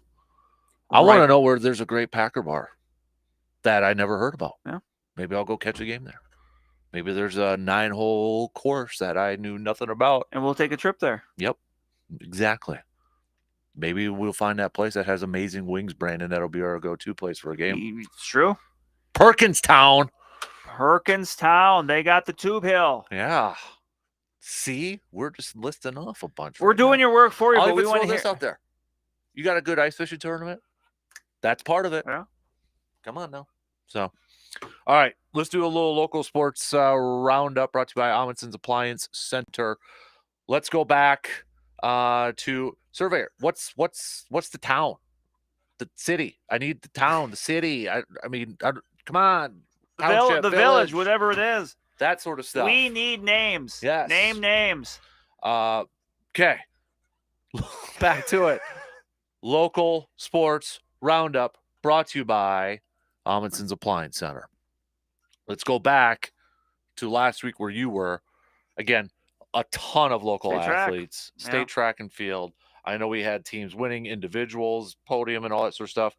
Was there a couple or maybe a few that kind of jumped out to you while you were there? Did you wear the hat first? I did not because it wasn't particularly sunny or warm. It wasn't super hot.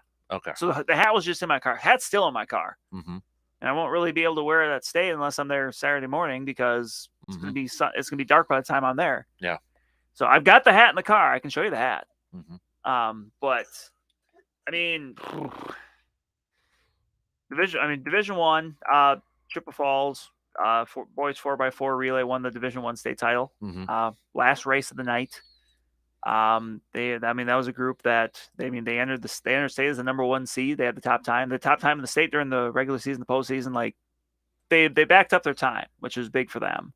And they had another relay, the 800, that finished second. I'm going to be going through this very broad strokes here. Bloomer girls, their freshman class is an outstanding first meet down there. They had 2 state championships. They won the 4x8 in Division II. They ran into Bloomer Tony that Friday night at the Express game. He was telling me a little bit about it too. So that was night 1 for them, but that would lead into the big Saturday, and Sierra Hartman won the 2-mile. Mm-hmm.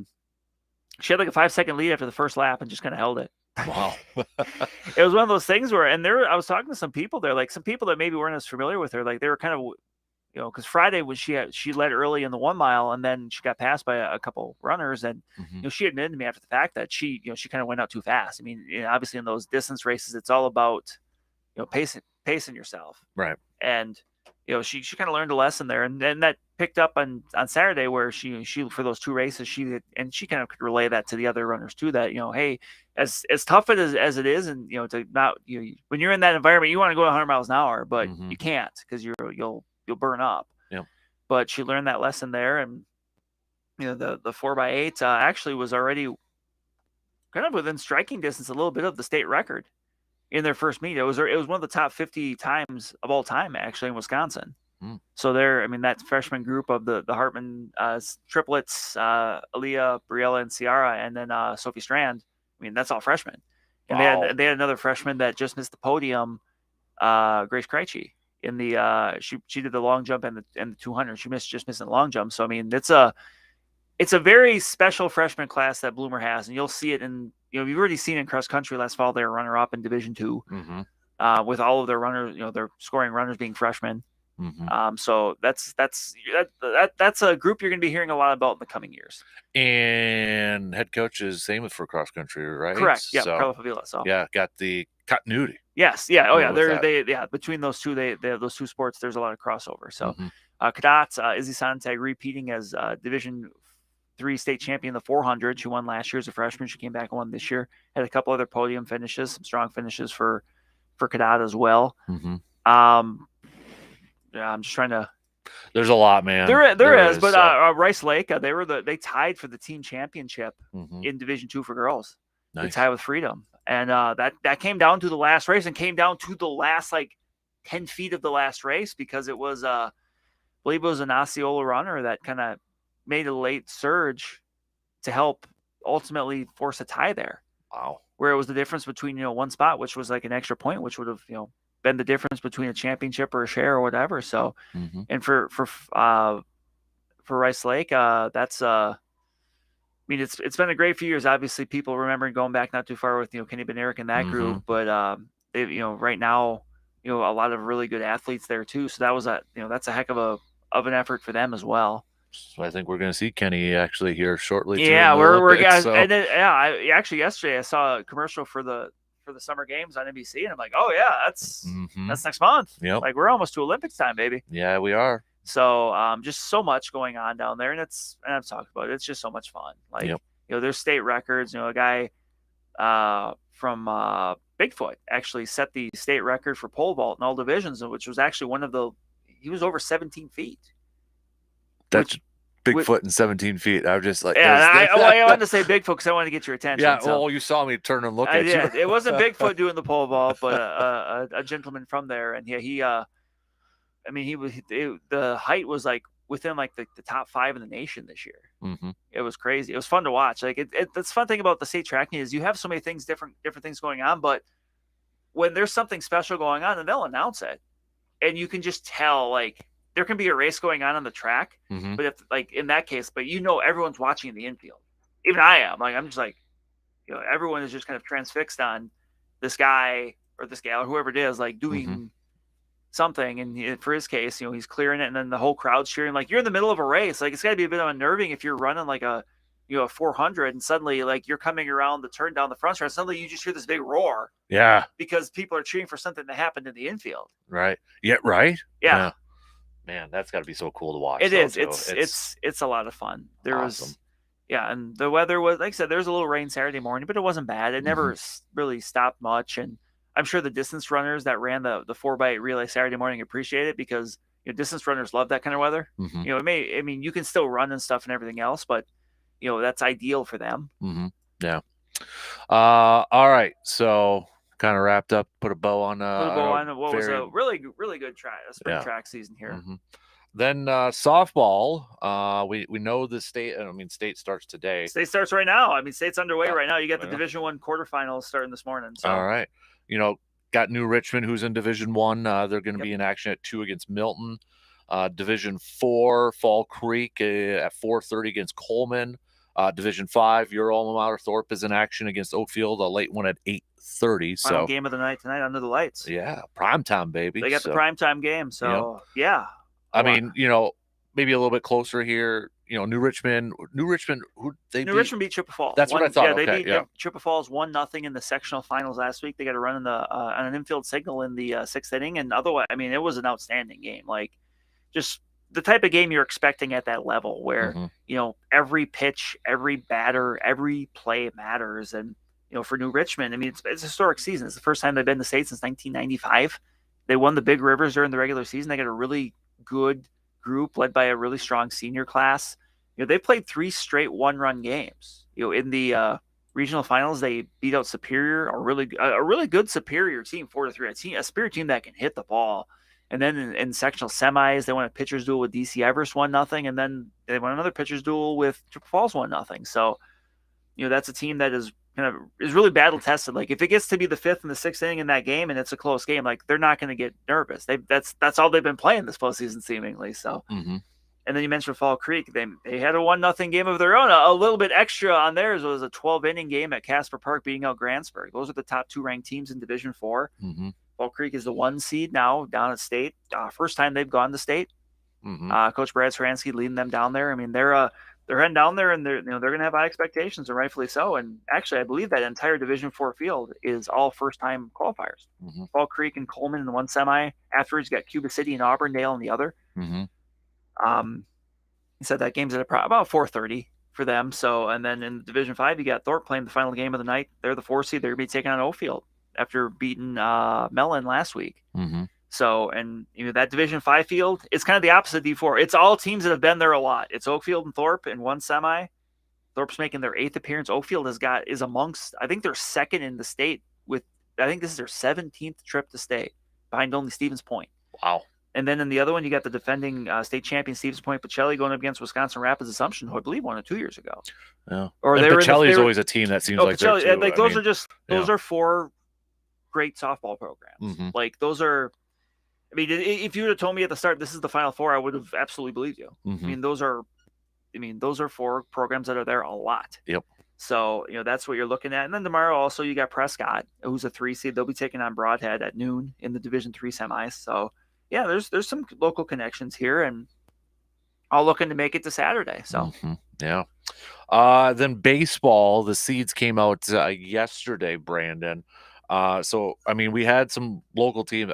The Tuesday, some of those teams playing double headers just to punch their ticket. It's kind of fun though to watch. I like it. Right? Like I've said it on here before. I wish softball would do that. Yeah, I would love to see. Imagine. I'll just use Division 1 as the example where you would have had Stevens Point, Chippewa, New Richmond, and DC Everest, and then you would have turned around and had Chippewa. I mean, softball teams are used to playing multiple games a day. Right. Like if baseball can do it, there's no reason softball can't. Right. And I know they used to do it a long time ago. But that is something, honestly, I would like to see them bring back because it is really cool. It was really cool to kind of follow along, too, because you had games starting 10 a.m. morning, yeah. and then, another one, and then another one at the nightcap to decide who's going to state. So I know North fell early on. Altoona fell in their one. My dream of a Medford versus Altoona matchup fell just a bit short. But seeds did come out. So Hudson in Division 1 is a 6 seed. They Big Rivers champions. They knocked off the top seed Stevens Point in the finals.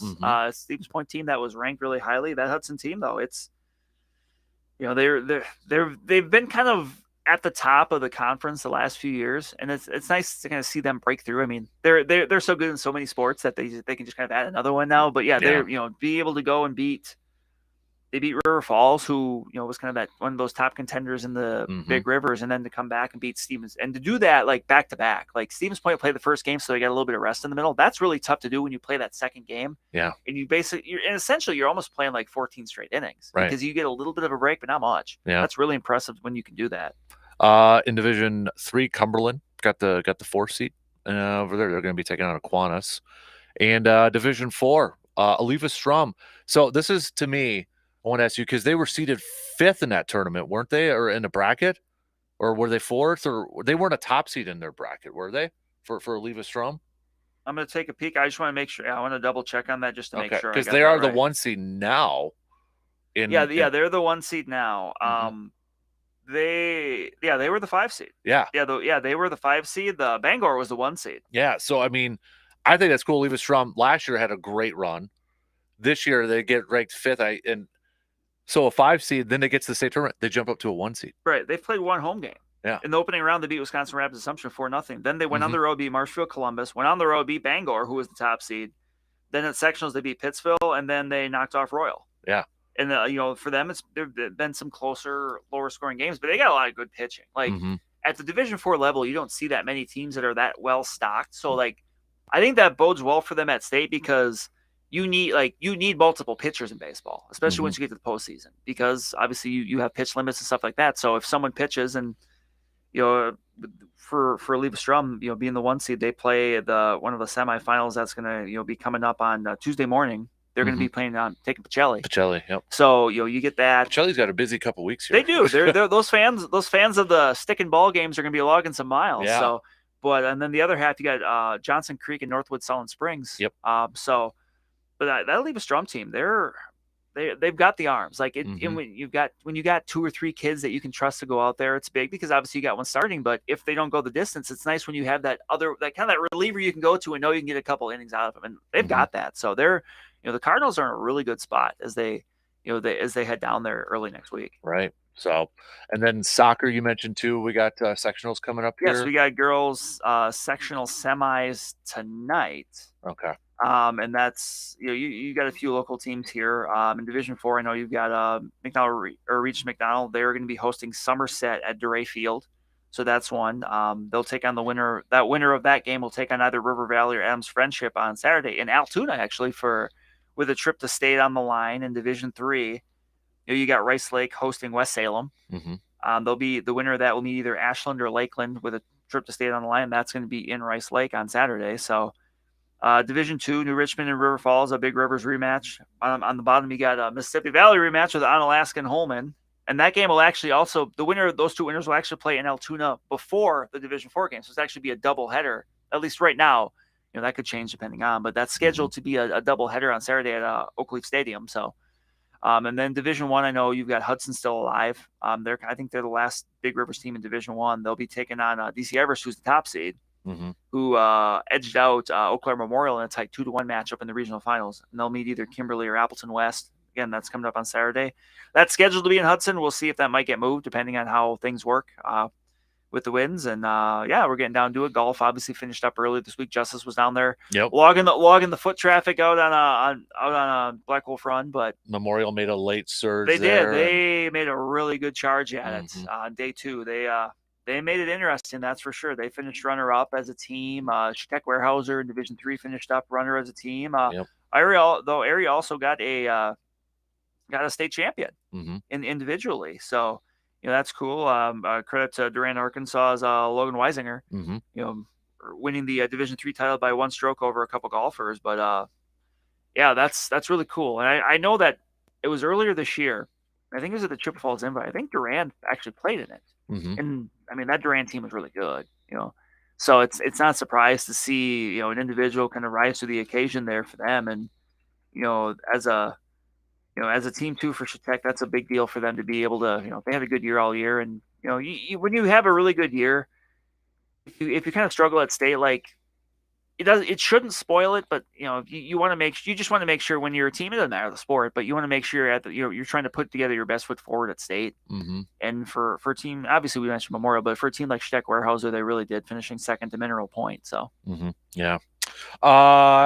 right, that's for the prep scene. I do want to know too, because in an hour and a half, the D3 World Series will continue. Whitewater is in it, and they got a sweep. They got to win their next 2 to be crowned champions. They're fighting for their life right now. Is it Misericordia? I don't know if I pronounced that right, but they've dropped game 1, so game 2 is both games actually going to be played today. Game 2 starts at 10 a.m.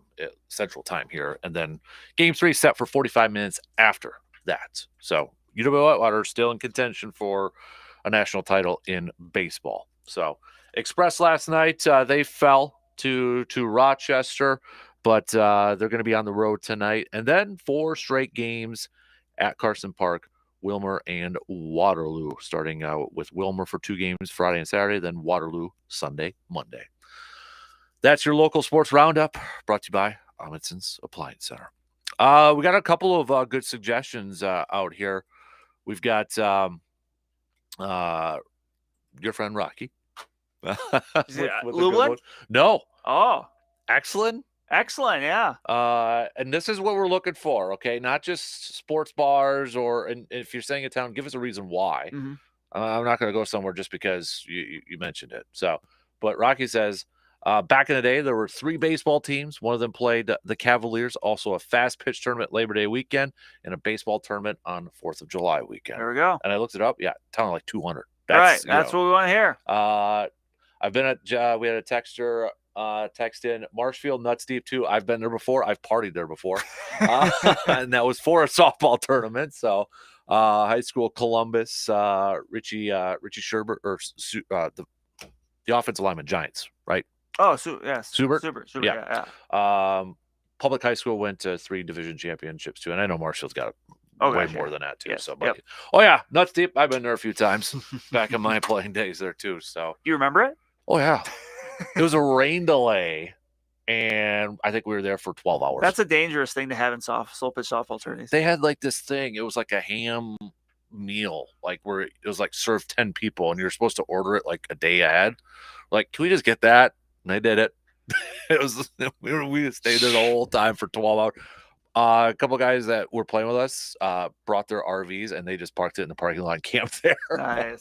I mean, oh yeah, good old Nuts Deep too there. So keep those coming. All right, keep those coming. But give us a little bit more than just we sports bar. But you got a little like the details are good. Yes.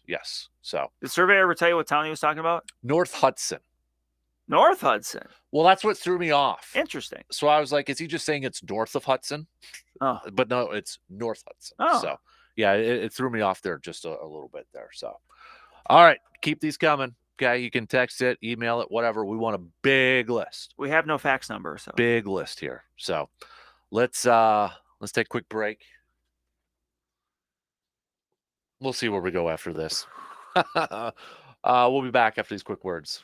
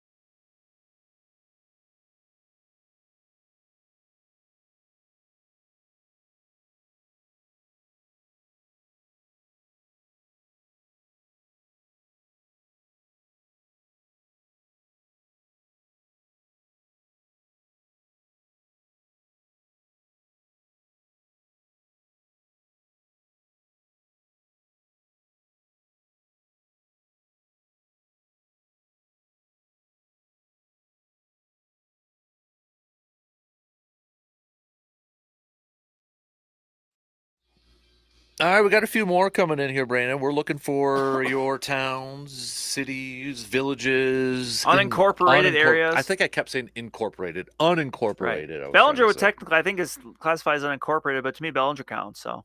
Oh yeah, yeah, absolutely. Got some bars. Mm-hmm. Yeah, does it got a field? I mean, it has a field. I don't think it's ever been a softball diamond, although it could be. Like it has the dimensions for it, but I don't know if. Well, maybe one day it was. Maybe it's very possible. I mean, hear about back in the day, every little town had a couple bars. Probably had a couple bars, a church, and a softball diamond. It makes me tear up a little bit whenever you drive by and you see a bar and a field just not being used anymore. Yeah. Overgrown grass. That's about the only way where I feel like maybe I was born like 20 years too late.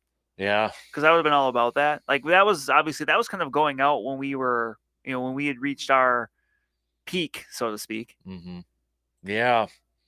Just makes, when you have the grass coming up through the sand in the infield and the bleachers are worn and like. You can tell like the stories that field could tell, right? The beer stains still on the dirt.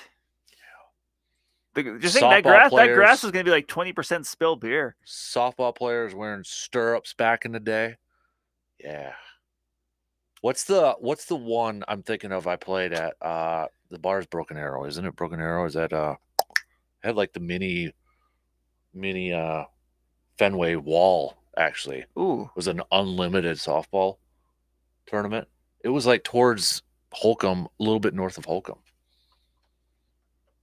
Well, up there, Sheldon. It's not Sheldon. Okay. You're gonna have to look this up. Yeah, I'm gonna have to look it up. The Broken Arrow or something. If Rocky's listening, he would know. He's got to tell me over there. I remember playing there. Conrad. I think it was Conrad. Conrad. Okay. Yeah, Conrad. Yeah. So, yep. Yeah, they had like the mini. Like, what are you laughing at? I just thought of something, but it's a story I'm gonna have to tell you off air. Okay. Jeez Louise. That's what we're looking. Those type of. Yes, we want to hear. Like. Yep. Absolutely. So. All right, baseball wise, we got an off day today though, so that's probably a good thing. Brewers will be in Detroit this weekend. Mm-hmm. And then back to face the Blue Jays, where actually MLB.com they have a piece where like most deserving all-star for each team, Dalton Varsho for Toronto. There you go, Dalton Varsho. Yeah, and we're gonna see him in Milwaukee coming up next week. Over there. I think it's just so cool because we saw him with the Express and such. I mean, he was a catcher. Now he's like one of the best defending outfielders out there. I mean, it just shows how athletic and obviously this goes without saying, given giving his upbringing, but just just an absolute baseball dude. Mm-hmm. Like, yep. That's that's not easy to make that jump. Right. Exactly. So it's when I was like, oh yeah, that's. I don't know. I think you always take pride in that. Like, I mean, obviously we have over the years, like when you see like a kid that's from Wisconsin that's doing well, like it was cool when like JP Fireeisen was with the Brewers, and now you're hoping, obviously he's had some injuries, but you're hoping he's pitched this year, lots of innings this year for the Dodgers, so you're hoping he's back and feeling good. Right. Yep. Exactly. So, but yeah, off day today. So. When do you start? I'll ask this question to you because you're Mr. Baseball, and I've been asking it. No, I absolutely am not. There's a better way. There's a better Mr. Baseball. Yeah. Yes, you're Mr. Baseball's son. I am a baseball enthusiast. I'm trying to think of a better way to say that. Guru. A good baseball advocate. I don't know, but I'm not Mr. Baseball. There's only one Mr. Baseball. Hideaway. That's what it was. Hideaway on 20. I think that's the other one. Thank you, Rocky. I was thinking of too. So, sorry. Anyways, when can we stop saying it's early yet? It's like a Seinfeld episode when they talk about New Year's. When it's baseball, probably pretty quick. I mean, because we're almost to like the third. We're almost to like the third mark, right? Yeah, I think we're at the third mark. Yeah. So, I mean, at this point, I think you kind of started to establish where you are. Yeah. I mean, the Brewers are 36-26. They're 10 games up. So that's is Memorial Day that benchmark that we say we stop saying it's early? Yeah. The Brewers. Let's put it this way: the Brewers have 100 games left. So they're 62 divided by 132. They're 38% into the year. Yeah. So I think by now you can stop saying, well, it's early. Like, no, it's okay to be like, okay, no, this team is looking like it's a contender. Because I was reading a little bit leading into Memorial Day weekend and such that So that's where some teams start to look at. That's when they kind of look at there's the a lot of standings. people that the first time they really kind of peruse the standings will be Memorial Day, and we're Mhm. almost 2 weeks past that. So I think once you get into June, because we're 7 weeks, 8 weeks from the trade deadline.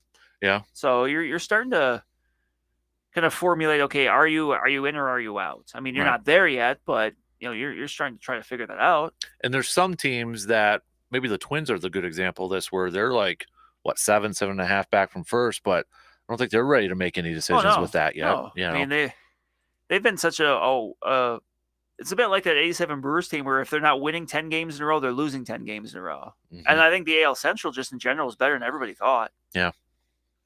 Especially with the emergence of what Cleveland has done this year. The Royals. The Royals. Stephen Vogt, I know you mentioned him about as a possible manager candidate for the Brewers. He's done a fantastic Yes, he job over has. I there. mean, at some level, I mean, it helps that they had the worst team in there in the White Sox, but still, like you're playing other good teams, so it's not like every team is just beating on the White Sox and can't beat anybody else. Mm-hmm. The Royals beat the Brewers. Right. Yeah. So, but yeah, I think we got to stop saying it's early. I think we're at that point that it's, I don't think we're at like over exaggerate to every game situation now that we're done saying it's early or even a series at this Yeah, point. But like honestly, coming out of that Philly series, like I don't remember the last time that I was that like I just didn't it didn't bother me that they got swept. Like obviously you want them to win, and it's kind of frustrating because they just couldn't get the hits, but it's not like the now, if they would have Phillies. gotten blown out each game, would you feel different? Yes, Okay. but the Phillies and the Dodgers are the top two teams in the National League. But I think if you want to, given what you want, if you want to jump to any conclusions off that series, which I don't really want to, but the Brewers in those series, that series wasn't that far off. Mm-hmm. I mean, it's one of those things where a hit something here or there. Bryce Terang in game one grounds into a very unusual 1-2-3 double play where Bryce Terang usually isn't going to ground into a double play. If that ball is a foot to the right, maybe it's up the middle for a base hit and the Brewers score 2 runs and they win that game. Who knows? I mean, Right. we could play the, what if game all we want, but, they weren't that far off. Right. So just coming out of that game, I'm like, yeah, they got swept, but I'm like, I'm not going to, have a boo-boo face about it. A boo-boo face. So the important if we thing is use that as a test, how do you feel? I think you referencing the Yelich quote. I think that's a pretty good way to put it. Like they feel like they can play with anybody, but at some point you got to come to the point where you feel like you can beat anybody, and maybe they're not quite there yet. But you know what? It's still a young team. They, a month and a half from now, maybe some of those younger guys that aren't quite there yet are feeling better about themselves, are performing better. It's a process. Right. Yeah. All right. We got to take a quick break, and we're going to do some picks and predicts. By the way, the NBA Finals starts tonight. They do. NHL Stanley Cup Finals tomorrow night, isn't it? Is it tomorrow or Saturday? I forget which day. I thought it might have been tomorrow, but maybe it is Saturday. No, you double check that while we take a quick break here, and then we'll do some picks and predicts coming up after these quick words.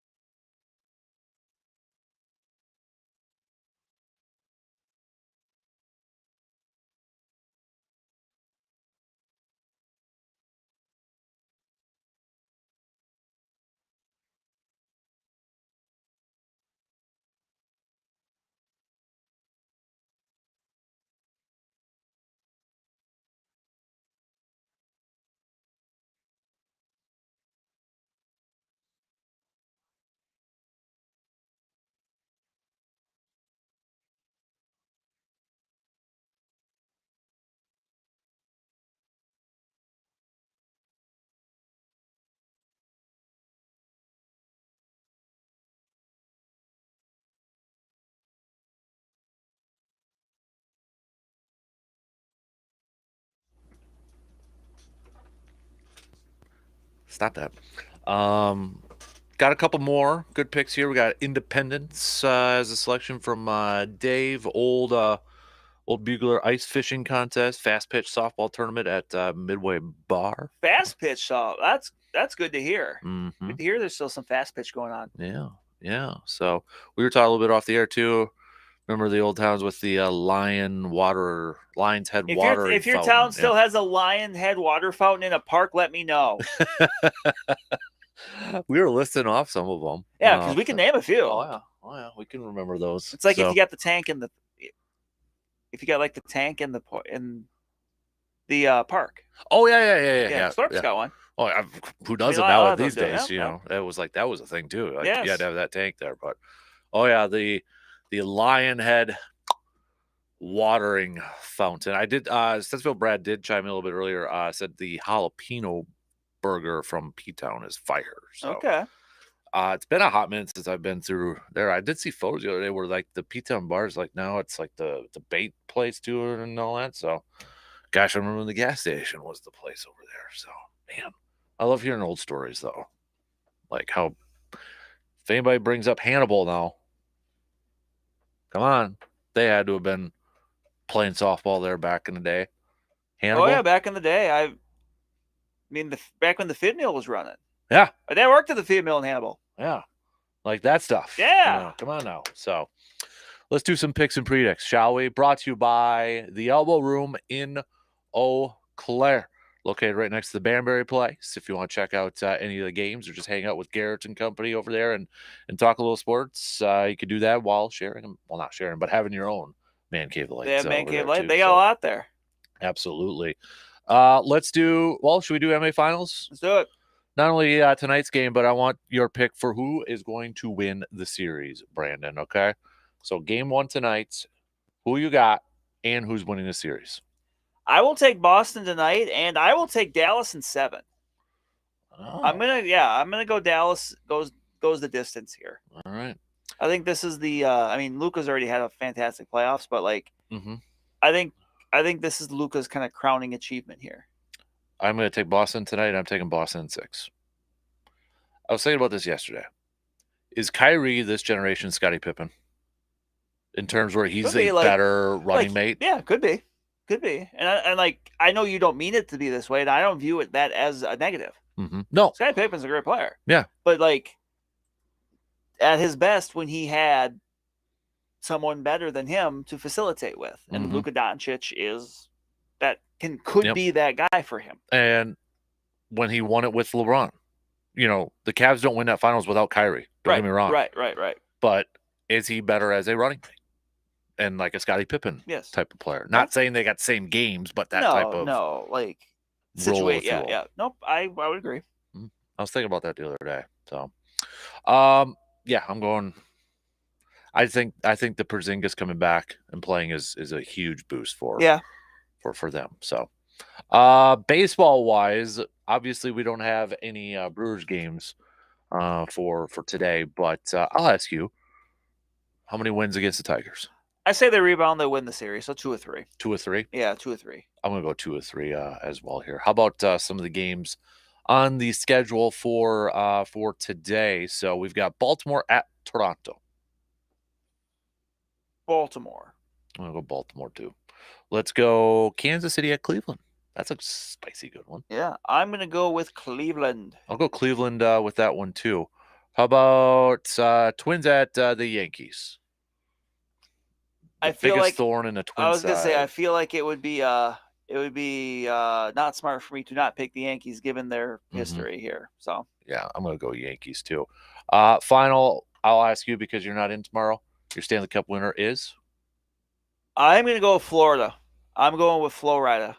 I'm going with Edmonton still, riding my original pick. As I told you off air, like I can appreciate that, like, you know, Canada's been desperate for a team, like desperate for Stanley Cup. It's been what, 93? Yeah, I think, and like they would really appreciate it. But part of me appreciates the fact that they just haven't won one in a while, and the fact that it's a non-traditional team that could keep them from doing it, like the Florida Panthers. I think that would be hilarious. So I'm going to go with Florida. All right. I am going to combine tip of the cap and cream of the crop here for a second, okay? So, where's the button? Where's the button? Did somebody delete it? Somebody was messing with my computer brain. There it is.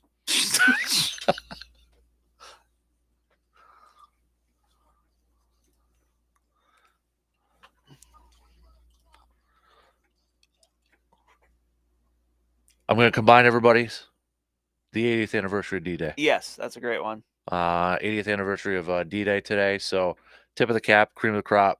The whole Best generation the over whole there. shebang. Yes. Every possible acknowledgement and credit you could give should go to that. Yep. 80 years today. So I think everybody, I mean, whether you studied it or learned about it in school or you're aware. saw it on Hollywood or whatever. Whatever. You know, like you're aware of it, the impact, what it meant, what it still means to this day and will continue to mean. Yep. Well said. So that is tip of the cap and cream of the crop combined right there. I figured you'd be okay with that. That's that is fine by me. Yep. So, all right. Again, so state softball is going on right now. It has started. The first game of the day should be underway right now down at Goodman Diamond. So okay, and you're going to be heading off later on today. This afternoon. I'll head out early this afternoon. You got Fall Creek's in action at 4:30. It's Coleman, not the Coolers. And I want a Yeti cooler so bad, by the way. Division 5, Thorpe is up against Oakfield. What seed is Thorpe? 4. That's the 1-4. Oakfield is the 1 seed. Okay. The Oakfield Oaks. That's original. They got an acorn as their mascot. Okay, I was going to ask you this earlier. What's Bigfoot's mascot? You're going to look it up? I'm going to look it up because I'm not sure. Because they missed out on an opportunity then if it's not. It's not. Oh, come on. I mean, really? For all the schools that change their mascots, what are we doing here? It's there. It's right there. How are you not switching it if it's not what it should be? Are you struggling to find it? Kind of like. It's in Walworth, right? Yeah. What's is it just BF the logo on there? Do they not have a mascot? That's what I'm trying. They've got to, but yeah. What's their team name here?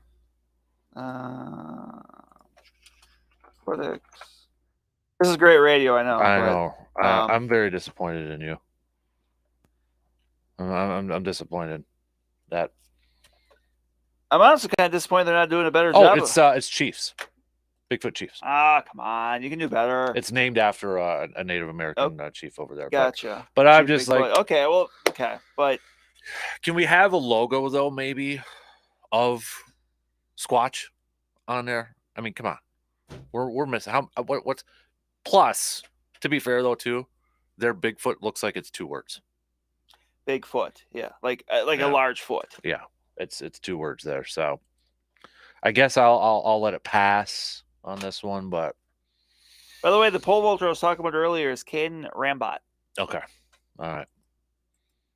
What is that on around the horn or not around PTI when they do the corrections or whatever at the end? Yeah.